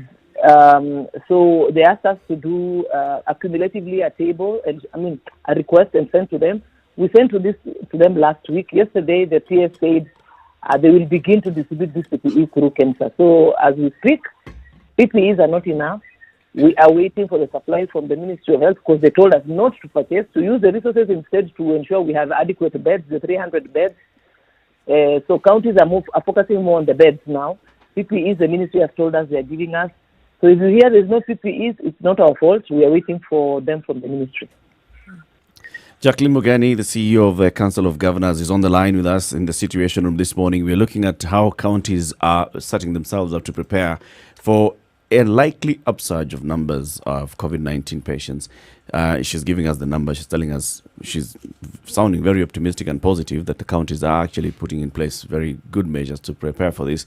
Let's continue this conversation soon after this short commercial break. Take a look at traffic, what's happening on the roads, and then we have continue this conversation with Jacqueline Makueni. This is the Situation Room. It's Kenya's biggest conversation. Good morning.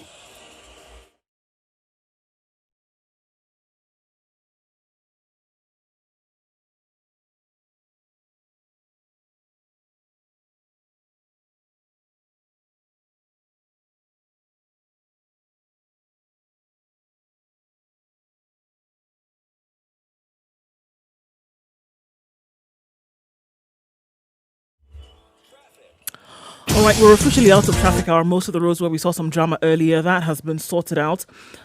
There was some burning of tires in Gong, and this has affected traffic then coming down Gong Road. But that has been taken care of. We don't know the reason why, but we know that traffic was affected as a result of that. Looking at other parts, though, coming off of Mombasa Road and then Thika Road as well, those issues seem to have been sorted out and everybody's gone where they were getting to. It looks like we'll only talk about traffic later on in the afternoon, but for now, everything looks A-okay.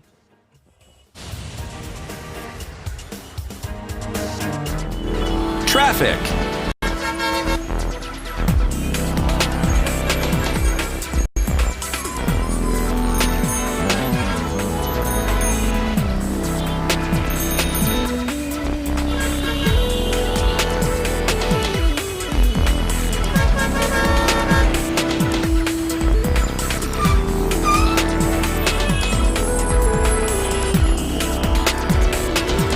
We continue the conversation with the CEO of the Council of Governors, Jacqueline Makueni, who is joining us from the line. Yeah, Jackie, good morning. Good to hear you. You say that counties are ready. You've got the community volunteer systems in place. And you're awaiting the PPEs from government. I have a couple of questions. With regard to the testing kits, are those enough? And then with regard to resources, we note yesterday the governors made a statement about money. Now, it seems that there's a shortage of money. What is playing out in that regard, and in what way might that impede the county's ability to respond? Okay, now I did not say that we are waiting PPEs from national government only. We already purchased some. And so, as we were opening up, there was an agreement that the country will begin to open, we were advised by the Ministry of Health that we shouldn't continue buying the PPEs, that the resources we have that we were given by His Excellency the President, 5 billion, should be committed to, not 5 billion for every county, 5 billion divided according to the disease burden to all the counties. We should now use it to do the beds, buy ventilators, equip our ICUs. And so most counties are doing that. As I say, 26 have already reached the 300-bed capacity. 21 haven't. And so we are waiting for additional PPEs because we had some. But remember, they are not enough because cumulatively we have about 64,283 community health volunteers who we have now trained and sensitized on COVID, who will be responding to that COVID. And now that we are going to home-based care, so they can't go to the home without PPEs because they'll also get infected. So you can imagine that we need, and the ones that are disposable, you only use one. So if you get disposable, 64,000, one. But if they're doing contact tracing and all this for home-based care, they will need the ones that you can use maybe for the whole day, and then they can go for laundry. And so it's a whole mix. So that is where we are. We are prepared, yes, but we know that there are those disadvantages. Now on the testing kits, remember, county governments do not test. We collect samples, and then we send them to the national influenza laboratories and the KEMSA, the laboratories that have been set apart by the Ministry of Health. And sometimes it takes so long. Like, you can imagine a place like Wajir sending them, so a place like Mandera. So now Wajir laboratory was certified. But we don't have testing kits because testing kits are supposed to come from the national government, from the Ministry of Health. So that is where the problem is. We collect the samples. It takes like a week or so to get the samples tested and then sent back, the results sent back. So testing kits, we don't have enough, not because the ministry is not able to provide, but because they are coming from outside and we cannot be able to access them, especially when we are across the border. They were coming in kidogo because the whole world is depending on these testing kits. We have the machines that could do this testing, the gene expert machines, but we don't have the reagents again. So it's a long story about testing. So that is where we are. So you're saying that the 5 billion shillings is being shared out among the counties, and mainly it's going to infrastructure, buying beds and kitting those hospitals and buying the ventilators. Yeah, so maybe if I could just quickly tell you, like for example, we've set up on the intensive care, the ICUs. Cumulative in all the 47 counties, we have 447 ICUs. And then we have 437 ventilators across all the 47 counties. Now, the ones that are ready. Yep. There are some counties that for sure do not have any ICU, they do not have any ventilator. So, when the minister said that when you get sick, you have to be treated in your county, that's already a challenge there. Yeah. And I don't think he means evil. I mean, the reality is, if I got sick today in Nyamira, I come from Nyamira, so how would you transport me to Nairobi? The truth of the matter is I have to be treated there. You ought to be treated God forbid in Nyamira. if Nyamira does not have an ICU and I need oxygen, I have to be put on some machine. That's it. That's the reality. Yeah. I think it's important Kenyans know the truth. So for all the things that you've said so far, Jacqueline, I think now I understand why your initial response then was okay, because there seem to be so many holes here and there, from ventilators to testing to collection of samples to beds. So then really, if you want to do a check of it, then should the country be satisfied that things are okay when it comes to fighting COVID with the recent measures then that have been put in place, where responsibility now lies on the counties? Is it all right? Yes, because remember, we are now going home-based care. Surely there's a home everywhere. So if you got sick and you are asymptomatic, you have symptoms which don't need you to be in an ICU, we can manage. We will manage. The only How exactly do you propose to manage the patient who is going to be at home? Isolation, I think that's what we've been told. The ABCs for COVID-19 is you isolate yourself for 14 days, don't interact, and so the family keeps just checking on you. If you have a phone, or they give you a phone and saying, the food is put at the door, you pick it. Keeps checking on you, they expose themselves to the virus as well. The question is, how do you manage this process? You see, we have guidelines that have been provided, the home-based care guidelines, and even in the presser of the chairman, he said if the radio stations could spare an hour a day just to educate the Kenyans on the ABCs of the home-based care. If you are asymptomatic, for sure you shouldn't be taking up a quarantine bed or an isolation bed, because you can be managed from home, because you're not having difficulties in breathing that you need oxygen. It is just you have pain and all that. That can be managed from home. Remember, we have community health volunteers, 64,000 of them. They will help the guide. They will guide the family on what you're supposed to do.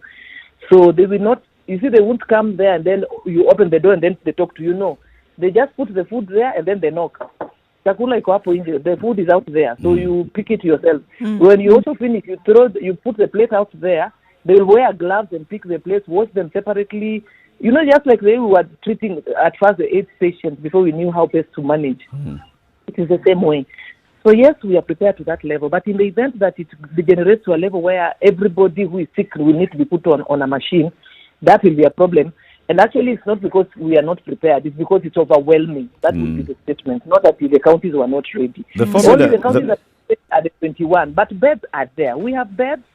Machines are the ones that are not enough, but we have isolation beds. We have enough. Really. The global formula for fighting COVID-19, Jackie, is test, contact trace, isolate, and or treat.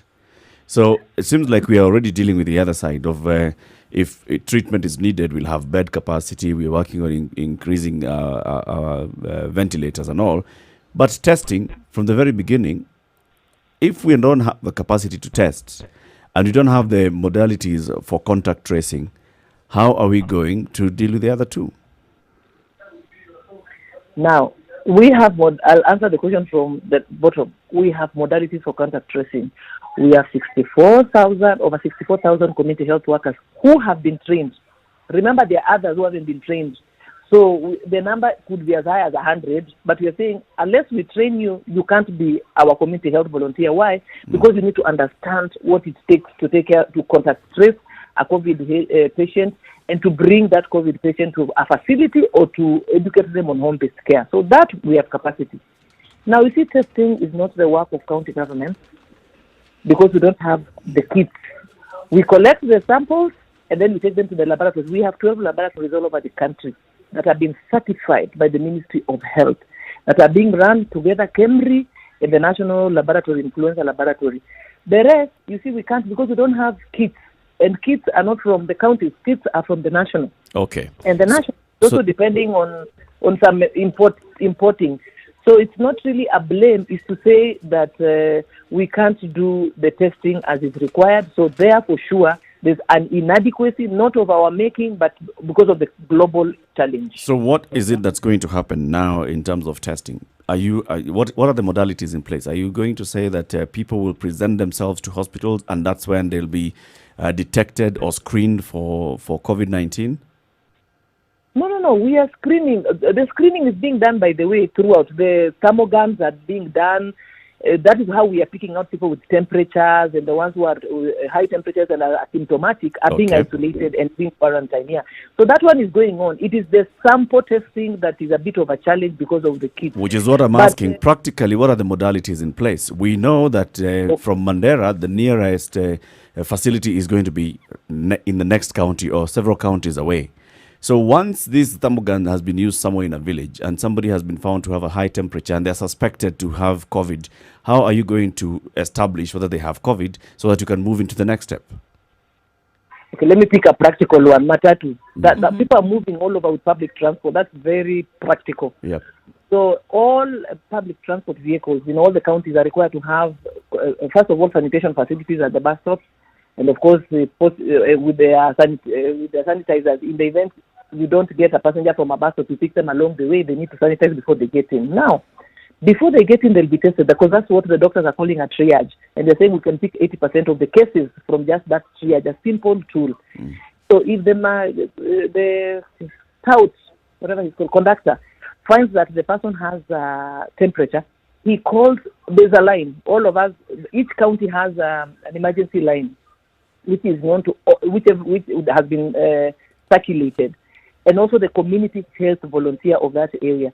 So the person will not be told, and then you're abandoned there, people are gone, because you could disappear.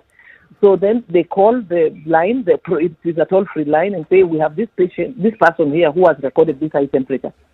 The community health volunteer nearest is like an Uber, is the one who will respond and come and pick this person. Because, it's very stressful to be told you have COVID-19, especially if people don't understand. They just see a death sentence.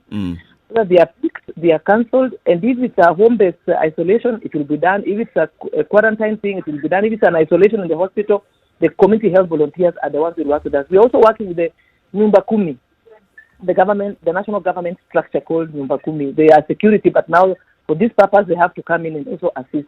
So we have all those people connected because there are little committees in every county up to the household level and up to the village level. So they're the ones who are helping in picking up these people who have the symptoms and they are asymptomatic. So if you say and the temperature continues to go up, then that's when now the sample is needed. But if you go in, you're asymptomatic and we are managing, the paracetamol is working, there's really no need of taking you into a hospital, to take up a hospital bed for somebody who will need to be on oxygen. Yeah, Jackie, it's, I think, very good to hear that we have set up this home-based care system all, on paper. And hopefully this system will become a permanent way of delivering health, because this is as it should be. So a crisis is is helping us implement something very positive. But I'll go back to the statement made by the COG yesterday, where the chair asked for national government to release funds in a timely way. Which funds are these that are not being released? The chair also said there is a challenge in disseminating information. Who is facing this challenge? Okay, on the money issue, we haven't received the county governments have not received their June disbursement. And remember, we're in July. The financial year has closed.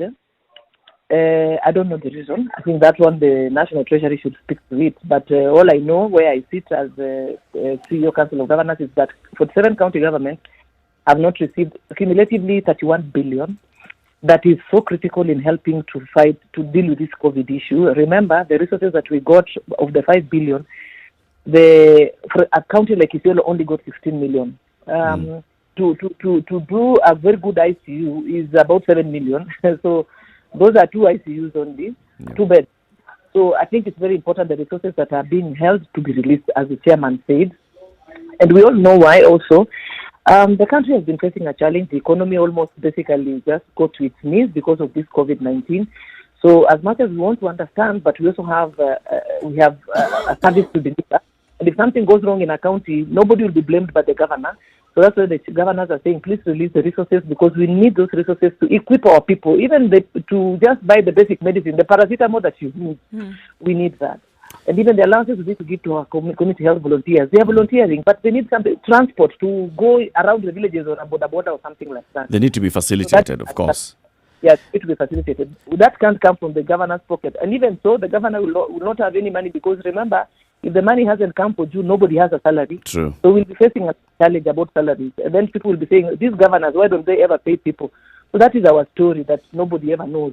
Let's take a pause, on Jacqueline, communication. because there's a second question of communication which we'd like you to respond to. But let's take a quick break, go into a quick commercial break here, where we are helping CT Muga to export some consignment of avocados to China. And he's already gone through the process. His truck has entered the KPA, has already proceeded to X-ray scanning area by KPA. We have established by KRA. We've established that what you're carrying is avocados. What the truck is carrying is avocados. Next. Right. That's the place, right? But okay. So now you're through the scan, CT.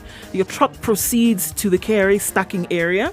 So basically, everything is removed from your truck and then it's offloaded. The export cargo is offloaded and then it's loaded onto the ship and the ship sails. This all happens, you can see it, and then you can bring it actually to track and trace where it's actually going from there. I can see it. You can track and trace. Unless you're going to be on the sea and doing I I don't know.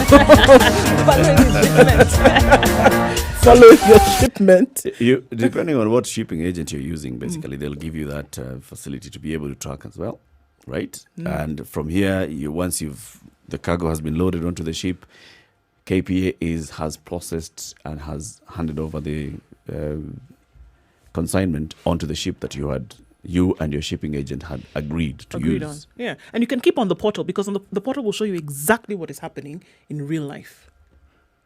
In real life? Yes.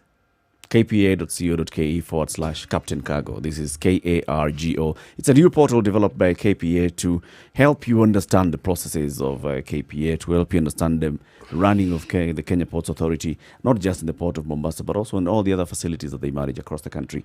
10 minutes to 10. Quick break, and then we continue our conversation with Jacqueline Mugani.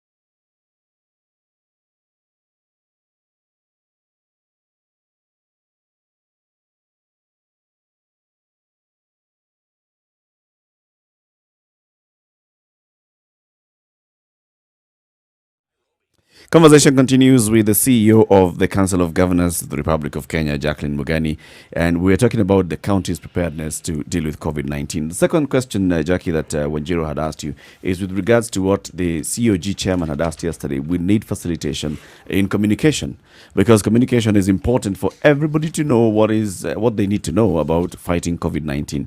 What challenges is it that the chairman was talking about? All the protocols we have are in English. And being medical professionals, some of them are, you see, like when something like in the home-based care guideline, there's something like comorbidity. What is that? I am a lawyer by trade. I have no clue what that means.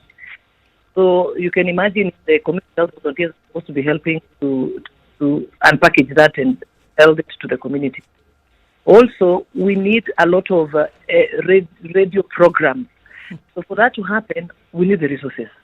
If not, then the national government, it's a bit difficult to expect the national government to communicate to all the 47. I know there is KBC and all that, but really, a lot of citizens listen to FM stations that also speak in a language they understand. Vernacular and community stations. Vernacular and community stations, that's what we are saying, that we need to be enabled in terms of resources, because in terms of the people, we have enough people. The community volunteers can go to the community radio stations and speak, because people know them. Jacqueline meant to speak on an FM station. They don't know me, who is Jacqueline, because I'm a bit removed from them. But they are seeing, they know. The governor, they know. So it needs to be the people who they know, because they can ask those people questions that are really, really home, like questions to the neighbor, so that people can understand. So far, that hasn't happened.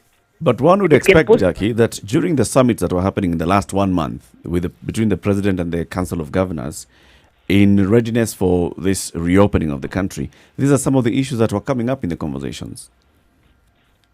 So the summit is, we can't discuss everything. There are things you can discuss, some things can fall through the cracks. And so it's a learning process. We make mistakes as we keep learning. COVID is not going away tomorrow. So I think it requires also for us to be patient with each other, both levels of government, continue talking. Once in a while you fight, but you resolve it, because it's the same Kenyan that we are. So yeah, it happens. Yeah, Jackie, on Monday we had a conversation about the budget, and we noted that the national government budget is looking at growth as opposed to looking at stabilizing the economy, which in direct terms means they are not allocating sufficient money to the fight against COVID. Could it be that the counties are also doing the same, not stopping non-essential expenditure to reallocate to COVID? That's a difficult question. Now, the counties themselves, we are doing a socioeconomic re-engineering, and now we are calling it recovery. Call it recovery or whatever it is. So, but anyway, that's what it's called: socioeconomic re-engineering recovery study, to help us look at our budgets and see how do we as county governments address COVID in our budgets for this financial year. So we haven't seen the budgets for county, but that is what the governors themselves are the ones who say this is critical. So we got KIPRA to help us do this study and help and look at the budget, not just the budget, look at the CIDP and the annual plans for each county government, and also ask each county government, what are your priorities? And then they advise on how to engineer the normal process, because we can't do things as normal. COVID is here. And then how do we talk about recovery? I'm a bit shocked that that is your analysis of the national government budget, because if you look at the national hygiene program, it's actually not business as usual. It's actually geared towards the recovery of the economy in terms of COVID context, because money is being put in the hands of youth and women, so that they can be able to do the labor, but also earn money and spend it in the economy, so that we can grow the economy. So I don't know whether you're fair in that analysis you've said about the national government, because they're also looking at contractors who are doing some of the work, because really there has to be some work going on, and saying move away from machines, do labor intensive, get the youth, get the women. And I think that is a big plus, because the resources that are being put in their hands are going to be spent in this economy and grow the economy the way other governments have done, like Australia. Okay, Jackie, just as we talked about communication and in terms of what needs to be done, talking about home-based care and the preparedness when it comes to isolation or quarantine centers within counties, somebody sent a message in as we spoke, and Amos says, I'm COVID-19 positive, doing home-based isolation. No one from NMS or the Ministry of Health has come to check on me. and the people that I had contacts with had also tested positive. So, I mean, here we are looking at home-based care as an option, but here's a live example of how it could not be working so far. Looking at a policy on paper and then in terms of implementation, how then do we deal with issues like this? I think And that's this is just one example. There could be many more floating out there. That's a very good point. The truth of the matter is we don't have all the 7 Kenyans on speed dial. And I think that it's important. That one that you've raised, I think it's very important that, I don't know whether they've contacted, because, every county has its own system.